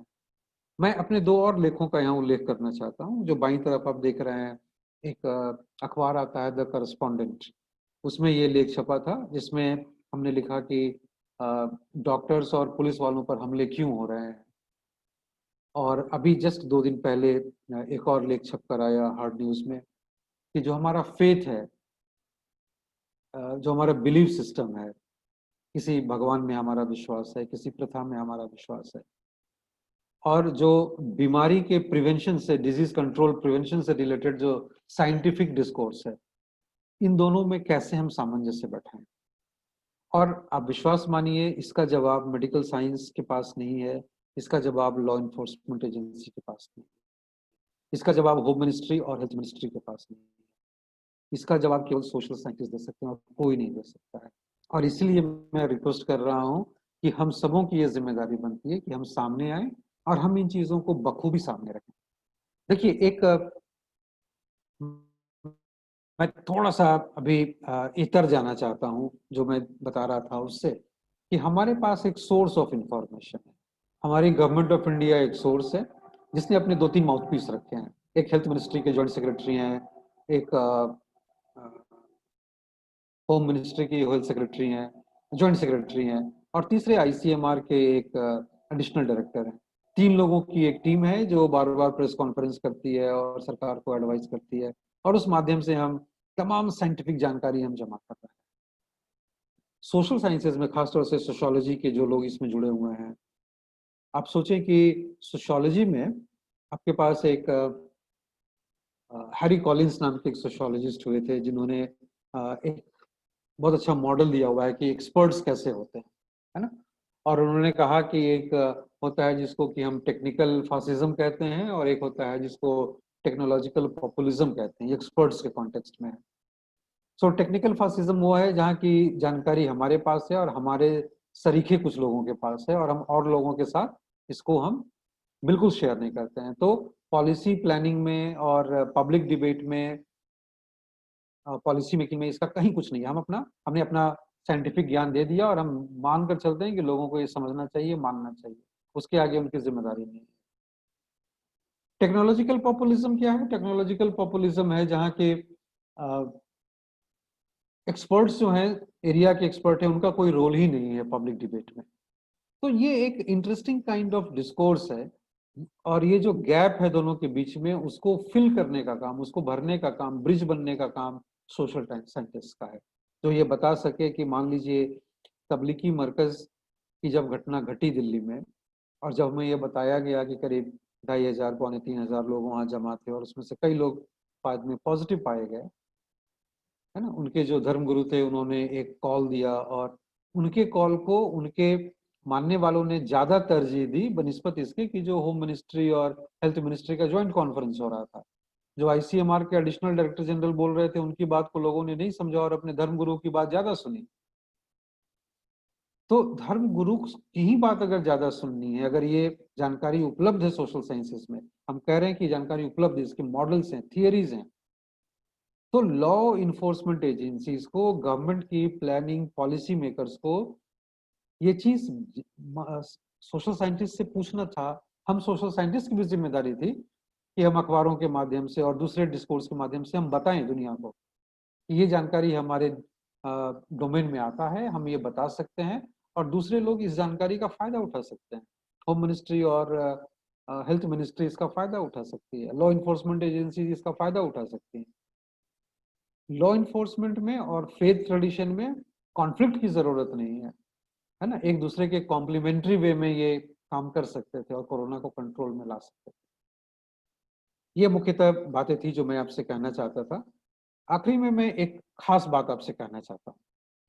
हम लोगों में से कई लोग हैं, खासतौर से जो अर्ली करियर में हैं, मान लीजिए आपने अभी असिस्टेंट प्रोफेसर हैं, एसोसिएट प्रोफेसर हैं, प्रमोशन की भी एक ज़रूरत है जिसके लिए आपको सेमिनार वेबिनार अटेंड करना है, एपीआई पॉइंट्स जमा करने हैं या रिसर्च पेपर पब्लिश करना है।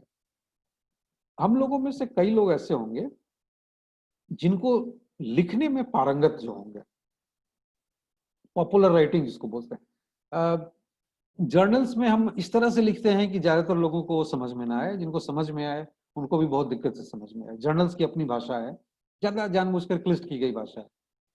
अखबारों में हम बहुत सिंपलिस्टिक वे में लिखते हैं, बहुत साधारण लैंग्वेज में लिखते हैं।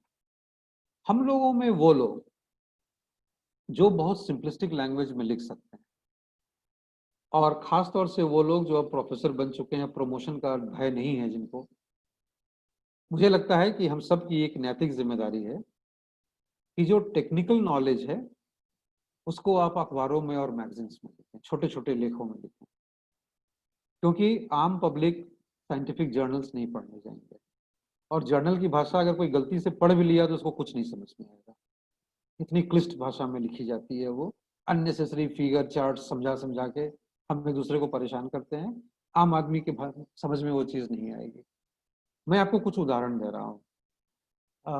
आप लोगों में से कई लोग डेविड डेस्टोनो के नाम से वाकिफ होंगे, बहुत मशहूर साइकोलॉजिस्ट हैं। इन्होंने जब अमेरिका में लॉकडाउन हुआ उसके शुरुआती फेज में इन्होंने न्यूयॉर्क टाइम्स में एक लेख लिखा, जिसमें उन्होंने लिखा कि जो हमारा लिमिटेड नॉलेज है उसके आधार पर जब हम ये लॉकडाउन कर रहे हैं, तो उन्होंने एक इस वर्ड का इस्तेमाल किया था कि मिस कैलिब्रेशन ऑफ इमोशन, कि हमारा जो इमोशनल रिस्पॉन्स है वो मिस कैलिब्रेटेड है, मतलब एक्यूरेट नहीं होगा। एक बहुत बड़ा साइकोलॉजिस्ट जो रिसर्च पेपर्स के लिए जाना जाता है, अपनी थियोरी के लिए जाना जाता है, वो न्यूयॉर्क टाइम्स में एक लेख लिखता है।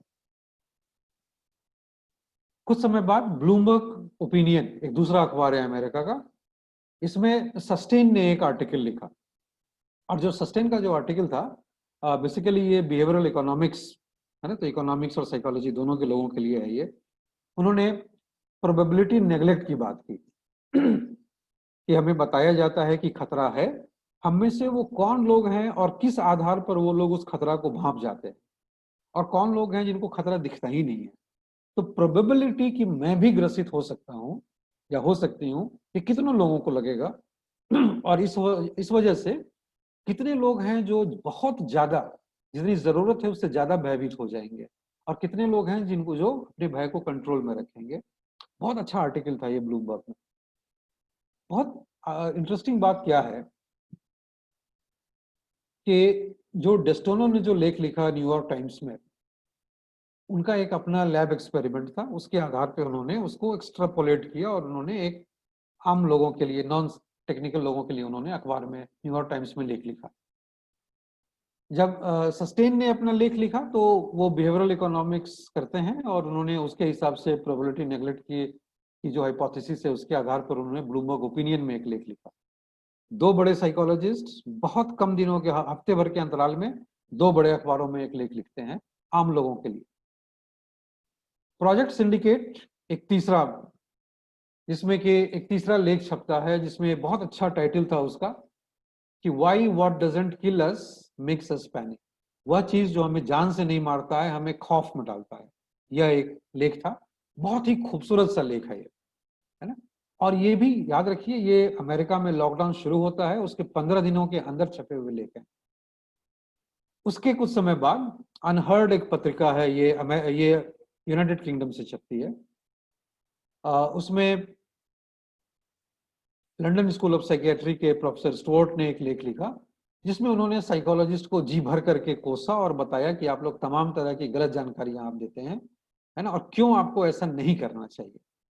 अगर आप में से कोई इंटरेस्टेड हो तो ये चारों लेख पढ़िए, ये चारों ही बेहतरीन लेख हैं, बेहतरीन लेख हैं। लेकिन जब इन लेखों को मैं पढ़ा, उसके बाद मैं ढूंढना शुरू किया कि हिंदुस्तानी लोगों ने भी कुछ लिखा है क्या। तो देवांजन बैनर्जी का एक मुझे आर्टिकल मिला, नेचर इंडिया एक पत्रिका है उसमें, जिसमें उन्होंने लिखा कि कोविड-19 की वजह से जो मेंटल हेल्थ का प्रॉब्लम आया उसके बारे में उन्होंने लिखा। और अमेरिकन साइकोलॉजिकल एसोसिएशन का एक मैगजीन छपता है, साइकोलॉजी टुडे, उसमें उसमें मार्क बेकॉफ ने एक आर्टिकल लिखा है, बहुत इंटरेस्टिंग आर्टिकल, आप लोगों में से कुछ को लगेगा, मैं इसको क्रिटिसाइज कर रहा हूं अभी। उसमें उन्होंने लिखा कि बेंगलोर में जो सड़क पे जो कुत्ते हैं उनके व्यवहार में क्या फर्क आया।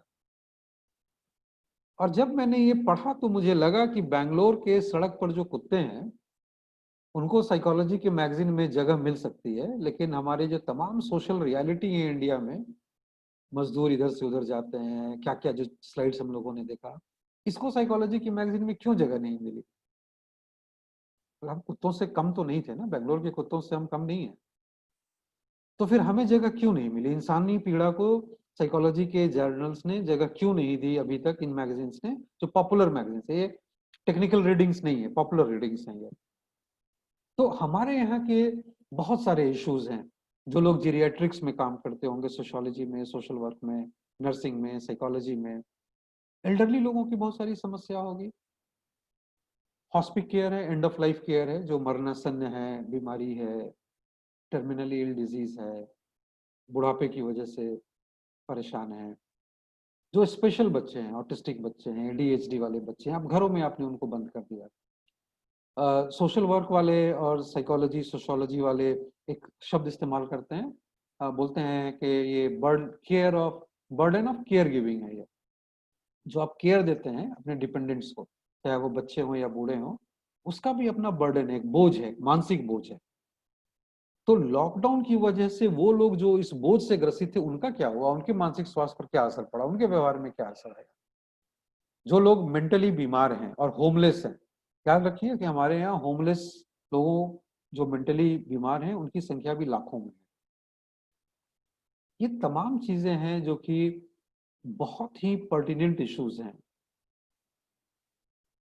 उन स्लाइड्स के अलावा जो हम लोग इसके पहले देख रहे थे, ये वाले स्लाइड्स जो हम देख रहे थे कि सोशल डिस्टेंसिंग लोग क्यों नहीं मान रहे हैं, अटैक क्यों हो रहे हैं मेडिकल टीम पर, मास माइग्रेशन क्यों है, वो बच्चा जो 1.5 साल का बच्चा जो अपनी माँ को खो दिया, जिसके पास अब कोई नहीं है, अब वो प्लेटफॉर्म पर गुजारा करने को, इंडिपेंडेंटली सरवाइव करने को छूट गया, उन बच्चों को भी इन राइटअप्स में जगह मिलनी चाहिए। और इनको अगर वेस्टर्न रिसर्चर्स नहीं दे रहे हैं तो हमारी आपकी जिम्मेदारी बनती है कि हम आप लिखें इनके बारे में, और हम अखबारों की भाषा में ना लिखें, हम सोशल साइंटिस्ट के पर्सपेक्टिव में लिखेंगे। हमारी अपनी थियरीज हैं, अपने मॉडल्स हैं, और उनके कॉन्टेक्स्ट में हमारे पास अपने एम्पेरिकल डेटा है, और उनके कॉन्टेक्स्ट में हम लिखेंगे, और ये लिखना चाहिए। और ये मैं खास तौर से रिक्वेस्ट करता हूँ वे लोग जो बहुत अच्छे हैं इंग्लिश या हिंदी या किसी भी भाषा में लिखने के, वो उस भाषा में लिखें, अखबारों में, मैगजीनों में लिखें। जर्नल्स में आप लिखिए, लेकिन जर्नल्स आम जनता तक नहीं पहुंचती है, ये मानकर चलिए। हम श्योर हैं कि हम लोग जब खुद लिखते हैं और जब जर्नल में छप जाता है तो खुद अपना आर्टिकल भी अपने जर्नल में नहीं पढ़ने जाते, केवल काउंट करते हैं कि देखिए मेरे सीवी में एक छप गया है, पढ़ते नहीं है लिखने के बाद। तो आम लोगों के लिए पॉपुलर राइटिंग पर हमें आना चाहिए। 3 तस्वीरें हमारे यहाँ की, ये बहुत अच्छी तस्वीर मुझे लगी जो आप बाईं तरफ देख रहे हैं कि खून के निशान है पंजे के, कि पैदल चलते चलते वो लाखों मजदूर जो कई हजार किलोमीटर चलते चले गए पैर को घायल करते हुए, जो नेशनल हाईवे बनाया और आज उसी नेशनल हाईवे पर उनके पैरों से खून बह रहे हैं। तो सोशल साइंटिस्ट अगर इन चीजों को पब्लिक डिस्कोर्स में नहीं लाएंगे, इनको रिसर्च का टॉपिक नहीं बनाएंगे, तो भला इंजीनियर्स और डॉक्टर्स तो नहीं बनाएंगे। दूसरा कि मीडिया, एक जो आप राइट तरफ देख रहे हैं ना, मीडिया वाले ने एक बाइट लिया और अब उनकी ओबी वैन जा रही है कि हो गया मेरा, तो अब एक कैप्सूल बन गया, अब हम इसको हाईलाइट करेंगे न्यूज में, ये देखिए आज की हकीकत, सरकार क्या कर रही है, सरकार सो रही है, कान में तेल डाली है, इस तरह की बातें करेंगे। उससे एक्चुअल विक्टिम को फायदा नहीं होता है, इससे पॉलिसी इंप्लीमेंटेशन में भी फर्क नहीं आता है। और ये जो आप देख रहे हैं बीचों बीच, ये आपके लखनऊ चारबाग के स्टेशन के कुली हैं, बिल्ला नंबर 16, जो अचानक पिछले 3-4 दिनों से न्यूज में आ गए। साइकोलॉजी में एम्पैथी पे बहुत रिसर्च है। 80 साल का बुजुर्ग 50 साल से लखनऊ चारबाग स्टेशन पर जो कुली का काम करता है, आज मुफ्त में लोगों को सेवा दे रहा है 80 साल की उम्र में। एम्पैथी का इससे अच्छा एग्जाम्पल क्या मिलेगा? तो आप जो लोग सोशल साइंटिस्ट लखनऊ में हैं, बहुत अच्छे आपके पास सिंगल सब्जेक्ट डिजाइन पर स्टडी करने का ऑप्शन है। और इसलिए मैंने बीच में एक बुलेट पॉइंट रखा है कि एक मेथोडोलॉजिकल कंसर्न भी है हमारे लिए।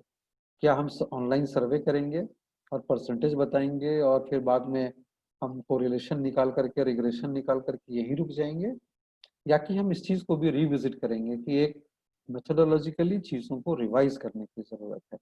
जो traditional social science research method है, शायद वो बहुत काम नहीं आएगा।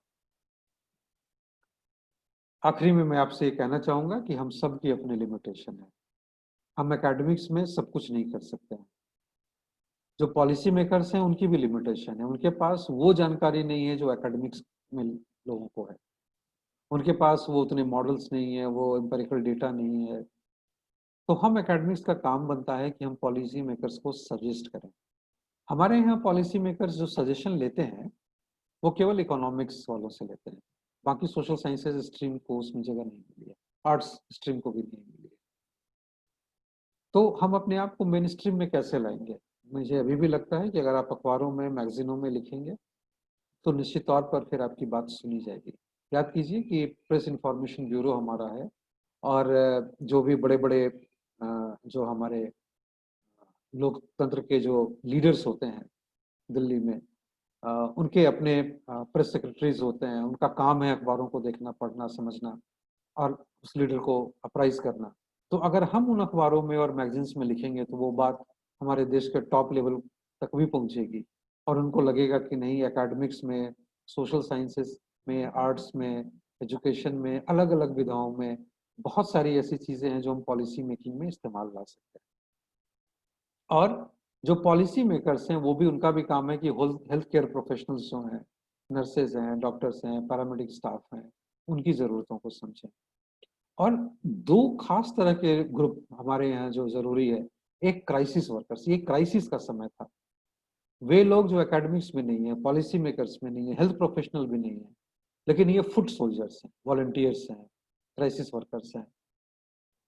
चाहे वो जिस वजह से आ गए हों, किसी धार्मिक संगठन से जुड़े होने की वजह से आ गए हों, किसी पॉलिटिकल संगठन से जुड़े होने की वजह से आ गए हों, किसी सामाजिक संगठन से जुड़े होने की वजह से आ गए हों, या उनका खुद का मन किया हो कि नहीं, मेरा भी कर्तव्य है ना। मुझे बड़ा अच्छा लगा ये जो चारबाग स्टेशन पे बिल्ला नंबर 16 जिनकी हम चर्चा कर रहे थे, मैंने एक अखबार में पढ़ा कि जब उनसे किसी अखबार वाले ने पूछा, एक पैसेंजर का उन्होंने सामान उठाया, और जब उस पैसेंजर ने उनको पैसा देना चाहा तो उन्होंने कहा कि मुझे ऊपर अल्लाह को एक बार सामना करना है। तो उस अल्लाह को मैं क्या जवाब दूंगा कि मैंने कष्ट में पड़े एक व्यक्ति से पैसा लिया था, तो मैं क्या मुंह दिखलाऊंगा। मैंने ह्यूमैनिटी का ऐसा चेहरा। मुझे लगता है कि हम जो लोग एकेडमिक्स में हैं, स्टूडेंट्स के रूप में, फैकल्टी के रूप में, या प्रिंसिपल्स और अदर एडमिनिस्ट्रेटर्स के रूप में, हम सब की जिम्मेदारी है कि हम इस अहम जो साइकिल है, जिसमें मैं 5 ग्रुप्स को मैं मान रहा हूँ कि ये 5 ग्रुप्स को अगर मिल के काम करें, तो अभी भी 4 लॉकडाउन के फेज को खत्म होने के बाद आप इसको अनलॉकडाउन 1 कहिए या लॉकडाउन एक्सटेंडेड 5, रिवाइज वर्जन 5 जो कहिए, इसमें अभी भी बहुत कुछ है हमारे पास करने के लिए। मुझे लगता है मैंने काफ़ी समय लिया आप लोगों का। मैं एक बार फिर से प्रिंसिपल मैम, गुप्ता मैम का मैं धन्यवाद ज्ञापित करना चाहूँगा, और डॉक्टर प्रमिला तिवारी का खास तौर पे धन्यवाद ज्ञापित करना चाहूँगा, क्योंकि वो जिम्मेदार हैं मेरे माध्यम से आपका इतना सारा समय बर्बाद करने के लिए। तो मुझे अच्छा लगा आपसे बातें करके। मेरे मन में जो बातें थी मैंने सोचा मैं आपके साथ शेयर करूंगा। आप में से कोई अगर कोई कमेंट करना चाहे या अगर कोई सवाल पूछना चाहे तो। Over to Dr. Pramila. हाँ, हेलो, Yes, ऑडिबल हूँ please. मैं? Yes, yes. आपका बहुत बहुत धन्यवाद प्रोफेसर ब्रजभूषण। जब मैंने आपको फोन किया 2 दिन पहले ही और कहा कि नहीं आपसे मुझे वेबिनार में करना है और हम लोग कोई ऐसा टॉपिक नहीं लेंगे जो रिपीटेटिव हो कि एंजाइटी हो रहा है, डिप्रेशन हो रहा है, मेंटल हेल्थ खराब हो रही, तो आपने बहुत अच्छा टॉपिक सजेस्ट किया जिससे हम लोग ये लोग तैयार हुए। और आप कह रहे मैंने आपको इंस्ट्रक्शन दिया, इंस्ट्रक्शन आपको नहीं दे सकती भैया, हम लोग बहुत दिनों से एक दूसरे से जानते हैं और मैंने कहा था इतना मेरा अधिकार है आपके ऊपर कि मैं आपसे ही कराऊंगी ये सेशन और आपको करना पड़ेगा, और आपने इस बात को मान लिया। इतना कम समय में आपने इतना अच्छा दिया। मैं सेमिनार की सफलता की बात नहीं करती हूँ, पर ये सार्थक बहुत रहा, मीनिंगफुल बहुत रहा, और आप चैट बॉक्स में रिस्पॉन्सेस देखते तो मन खुश हो जाता है कि नहीं कोई सार्थक काम हम लोगों ने इस 1 घंटे में किया। आपका बहुत बहुत धन्यवाद प्रोफेसर ब्रजभूषण कि इतनी शॉर्ट नोटिस पे आपने इतना अच्छा वक्तव्य दिया और बहुत ही सार्थक रहा, और खासकर जो हम लोग दिशाहीन हो चुके थे। हेलो, हाँ जी मैम, प्लीज बोले।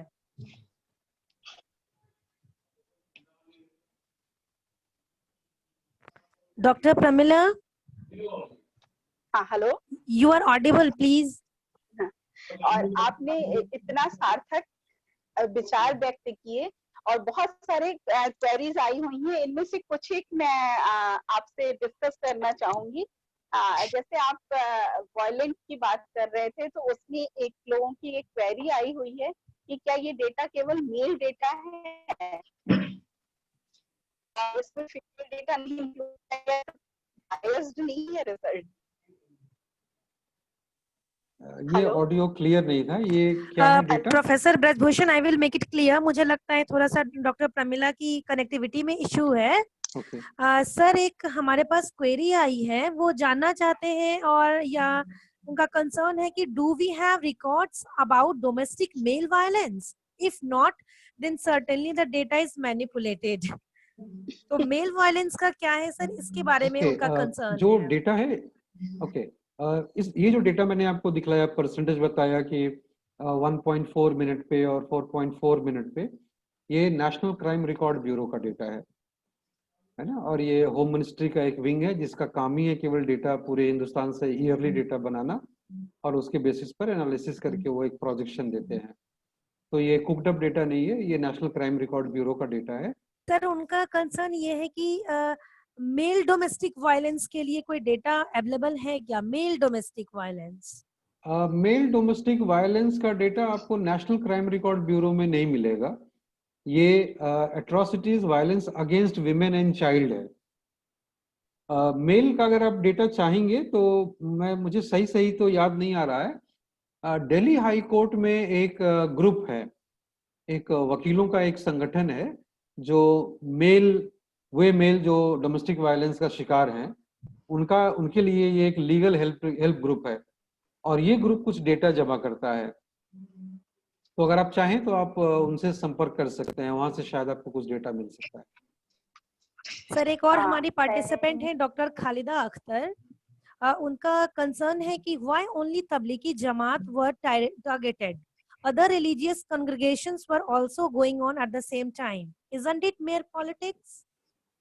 मैं समझता हूँ कि ये बीजेपी के स्पोक्स पर्सन से पूछिए या गवर्नमेंट के स्पोक्स पर्सन से पूछिए। एकेडमिक्स के लोगों को ऐसे सवालों से भी बचना चाहिए और ऐसे जवाब देने से तो बिल्कुल बचना चाहिए, इसलिए मैं इसका जवाब नहीं दूंगा। लेकिन मैं आपसे एक रिक्वेस्ट करूंगा कि मैंने अपने स्क्रीन पर आपको एक जो आर्टिकल्स अपने शो किए थे, जो 2 दिन पहले एक आर्टिकल आया हार्ड न्यूज में बिलीफ और डिजीज प्रिवेंशन के ऊपर, आप उसको पढ़िए। उसमें तबलीगी जमात को लेकर के मैंने साइकोलॉजी और सोशियोलॉजी, जो हैरी कॉलिंस की थियरी है सोशियोलॉजी की और साइकोलॉजी की जो थियरी है बिलीफ मॉडल, इन दोनों को लेकर के, इन दोनों को बोरो करके मैंने उसमें एक लेख लिखा है। मैं आपको एक बात बताऊं मैडम कि मैंने इस लॉकडाउन में ये निर्णय लिया कि मैं कोई जर्नल आर्टिकल नहीं लिखूंगा इस पीरियड के लिए, और केवल पॉपुलर राइटिंग लिखूंगा। अब जैसे हेल्थ बिलीफ मॉडल है साइकोलॉजी में, अब हेल्थ बिलीफ मॉडल में ये जोन्स एट अल की एक मॉडल है। जोन्स एट अल कहते हैं कि एक परसीव्ड सीरियसनेस ऑफ डिजीज है पहला उनके लिए, फिर परसीव्ड ससेप्टेबिलिटी है। अब परसीव्ड सीरियसनेस या परसीव्ड ससेप्टेबिलिटी अगर नहीं होगा तो सेल्फ एफिकेसी जो लास्ट है, छठा इस मॉडल का पार्ट है, वहां तक चीजें नहीं पहुंचेंगी। तो परसेप्शन कैसे बढ़ाया जाए लोगों का, अपने हेल्थ बिलीफ को कैसे लोग रिवाइज करें कि नहीं वो भी कोरोना पॉजिटिव हो सकते हैं। आप धार्मिक जुलूस में जाएं, सामाजिक जुलूस में जाएं, आप बर्थडे पार्टी में जाएं, आप किसी भी तरह की रैली में जाएं, आप कंटामिनेटेड हो सकते हैं, है ना, आप अफेक्टेड हो सकते हैं। तो ये जोन्स एटॉल का जो बिलीफ मॉडल है वो मैंने उसमें इस्तेमाल किया, और जो हैरी कॉलिंस का जो एक मॉडल है लीडरशिप का, एक्सपर्ट्स का, कि कौन एक्सपर्ट है, हम किसकी बात मानेंगे। तो जो आईएएस ऑफिसर वहां बैठ रहे हैं प्रेस कॉन्फ्रेंस में, होम मिनिस्ट्री की और हेल्थ मिनिस्ट्री की, उनकी बात मानेंगे। आईसीएमआर के एडिशनल डायरेक्टर जनरल बैठ रहे हैं, उनकी बात मानेंगे, या जो मेरे धार्मिक गुरु कह रहे हैं हम उनकी बात मानेंगे, या अपने मन की बात मानेंगे। तो सोशियोलॉजी के हैरी कॉलिंस का थियरी और जोन्स एटॉल का जो हेल्थ बिलीफ मॉडल है, इन दोनों का इस्तेमाल करते हुए मैंने तबलीगी जमात वाले एपिसोड को लेकर के वो एक लेख लिखा है। आप चाहें तो उसको पढ़िएगा, लेकिन इस जो आप जो क्वेश्चन पूछ रही हैं उसका जवाब पॉलिटिकल पार्टीज के लोग दे सकते हैं, हम लोग नहीं दे सकते। सर हमारे एक और पार्टिसिपेंट है राघवेंद्र गुप्ता जी, उनका एक उनकी एक क्यूरियोसिटी है, वो जानना चाहते हैं कि इन हिंदी मीडियम में इस तरह के आर्टिकल्स और इंफॉर्मेशन का सोर्स क्या हो सकता है? सर मैं आपसे एक बात बताऊं कि ये एक विडंबना है इस देश की कि यहाँ एकेडमिक डिस्कशंस इंग्लिश में होते हैं, मीडियम जिसमें इनफैक्ट मैं जिस संस्था में हुआ, मैं आपसे सच बता रहा हूँ, मैं करीब 16-17 सालों के बाद मैं इतनी देर हिंदी में बोल रहा हूँ। ये हकीकत है इस देश की। क्योंकि हमारे यहाँ मीडियम ऑफ इंस्ट्रक्शन इंग्लिश है, सारे मीटिंग्स इंग्लिश में होते हैं, मोस्टली कन्वर्सेशंस अंग्रेजी में होते हैं, एकेडमिक जर्नल्स सब अंग्रेजी में हैं, अच्छे जर्नल्स हिंदी के बहुत कम हैं, पत्रिकाएं कम हो गई हैं, पहले से भी कम हो गई हैं। तो मुश्किल तो है हिंदी में ये जानकारी जमा करना, लेकिन अखबारों में आप अभी भी आप कर सकते हैं, क्योंकि हिंदी अखबारों की संख्या अभी भी है, खासी संख्या है। मैगजीन्स की संख्या कम हो गई है, और जैसे आपके न्यूज़ लेटर्स वगैरह अगर निकलते होंगे आपके कॉलेजेस से, यूनिवर्सिटी से, यूजीसी की तरफ से निकलती हैं, आप उसको एक सोर्स बना सकते हैं आउटलेट के लिए, जिसमें आप छाप सकते हैं अपने लेखों को। एक क्वेश्चन है आलम असीम, काफी असीम आलम की तरफ से, वो आपसे बहुत प्रभावित हैं और कह रहे हैं कि इतनी अच्छी आप जो बातें बता रहे हैं, तो क्या हम लोग गवर्नमेंट के साथ कुछ ऐसे लोग जो ऐसी विचारधारा रखते हैं, पॉलिसी मेकर्स को ये सब सजेस्ट नहीं कर सकते? आलम साहब मैं आपसे एक बात बताऊं, अगर आप मनोविज्ञान का इतिहास और सोशल साइंस का इतिहास पढ़िए, इनफैक्ट मैं अपनी तारीफ कर रहा हूँ थोड़ी देर के लिए आपसे, आपके सामने। मैंने 2016 मेरे ख्याल से 3-4 साल पहले मैंने एक किताब लिखी, एडिट किया था, लिखी नहीं थी, किताब एडिट किया था, eminent Indian psychologist 100 years of psychology in India. 2014 में साइकोलॉजी को हिंदुस्तान में फॉर्मली एकेडमिक इंस्टीट्यूशंस में स्थापित हुए 100 साल पूरे हो गए थे। इस मौके पर मैंने वो किताब लिखी।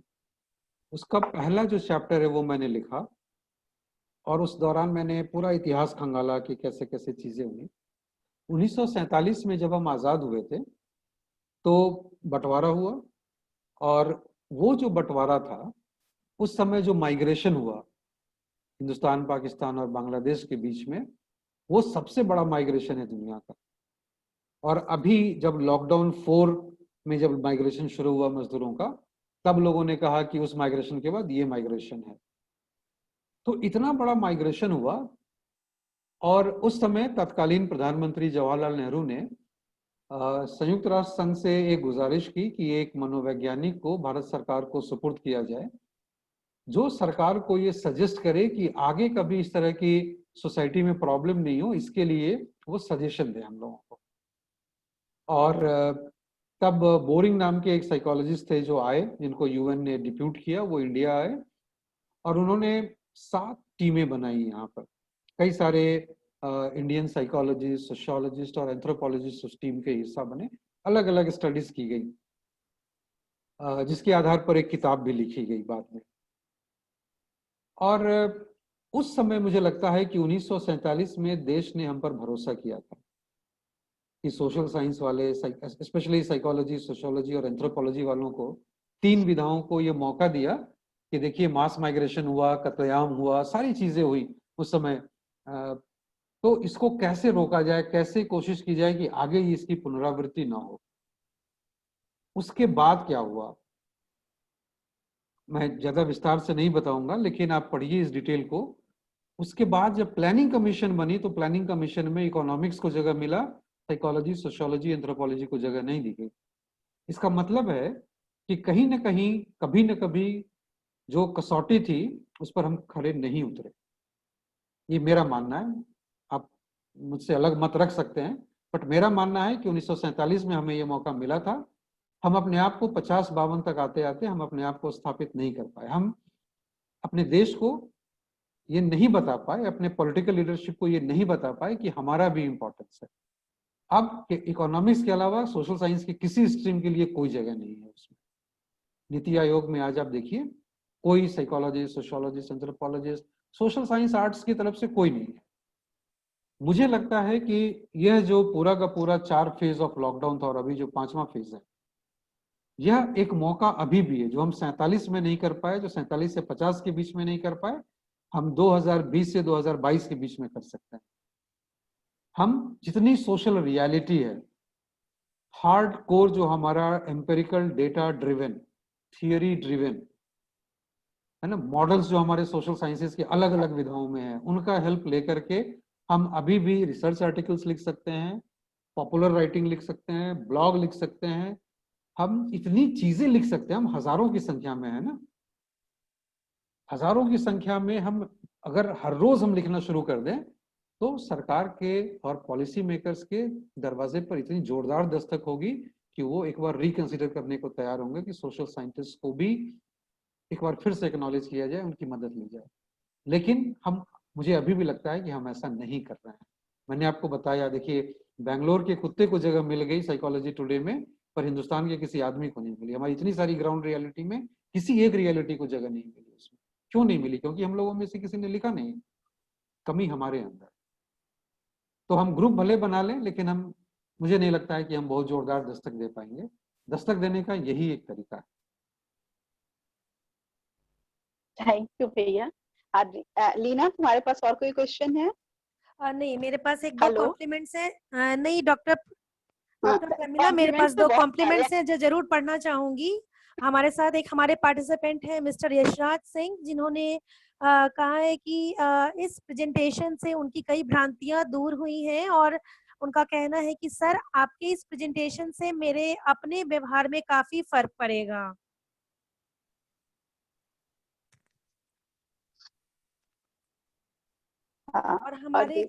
और हमारे एक पार्टिसिपेंट है जिन्होंने कि लिखा है कि I am truly grateful for the invaluable inputs on through the webinar. It feels great that such a conversation is taking place in our country. Thanks to the entire administration and organizing team. Thanks to Professor Bhushan. और काफी सारे हमारे जो participants हैं उन्होंने excellent excellent excellent, very informative, इस तरह के बहुत पॉजिटिव रिस्पॉन्स दिए हैं। तो कहीं ना कहीं मुझे लग रहा है कि आज का जो हमारा ये सेशन रहा है प्रोफेसर भूषण के साथ में, वो हमारे सारे जो पार्टिसिपेंट्स हमसे जुड़े हैं उनके लिए यूजफुल और काफी हेल्पफुल रहा होगा। डॉक्टर प्रमिला, हम सेशन को समाप्ति की ओर ले जा सकते हैं? हाँ, ले जा सकते हैं। मैं एक बात कहना चाहूंगी प्रोफेसर भूषण से कि आपका बहुत बहुत धन्यवाद। आपने सिर्फ साइकोलॉजिस्ट को ही नहीं, बल्कि sociologist, anthropologist, economics, policy makers, जितने भी, उन सबको एक दिशा निर्देशन देने का कार्य किया है। और अगर हम कुछ भी इसमें सार्थक कर पाए तो मुझे लगता है इस वेबिनार की सार्थकता सिद्ध हो जाएगी। Thank you Leena. अब इसको तुम इनकी तरफ ले जा सकते हो। मैं अपनी तरफ से एक बार फिर से आपको धन्यवाद दे रहा हूँ, और डॉक्टर प्रमिला का विशेष रूप से, क्योंकि ये रिस्पॉन्सिबल है मुझे इस वेबिनार में लाने के लिए। और ये तमाम लोग जो एक्सेलेंट लिख रहे हैं, मुझे लगता है कि बहुत अच्छा होगा कि जो आपके मन में जो भी विचार आ रहे हो, आपकी जो भी सोच हो, आप भी इसको लिखिए, आप भी इसे लिखिए और आप भी इस चीज को लोगों को कम्युनिकेट कीजिए, या आपके खुद के सोच को एक नया दिशा शायद इससे मिले, और निश्चित रूप से दूसरों को तो डेफिनेटली इससे बहुत फायदा मिलेगा। तो thank you once again. Thank you so much sir. Thank you. Participants जिन लोगों ने अपना फीडबैक फॉर्म नहीं भरा है, प्लीज वो एक बार अपना चैट बॉक्स को चेक करें और अपना फीडबैक फॉर्म 2 मिनट के अंदर भर लें। 2 मिनट के बाद हम इस सेशन को एंड कर रहे हैं। पार्टिसिपेंट्स प्लीज जिन्होंने फीडबैक फॉर्म नहीं भरा है वो अपना फीडबैक फॉर्म भर लें। प्रमिला, अब मैं लॉग आउट कर सकता हूँ? हाँ, आप कर सकते हैं। आपका बहुत बहुत धन्यवाद। Thank you Pramila. Thank you so much sir. Thank you so much. और इस वेबिनार में जितने सारे लोग हम लोगों से जुड़े,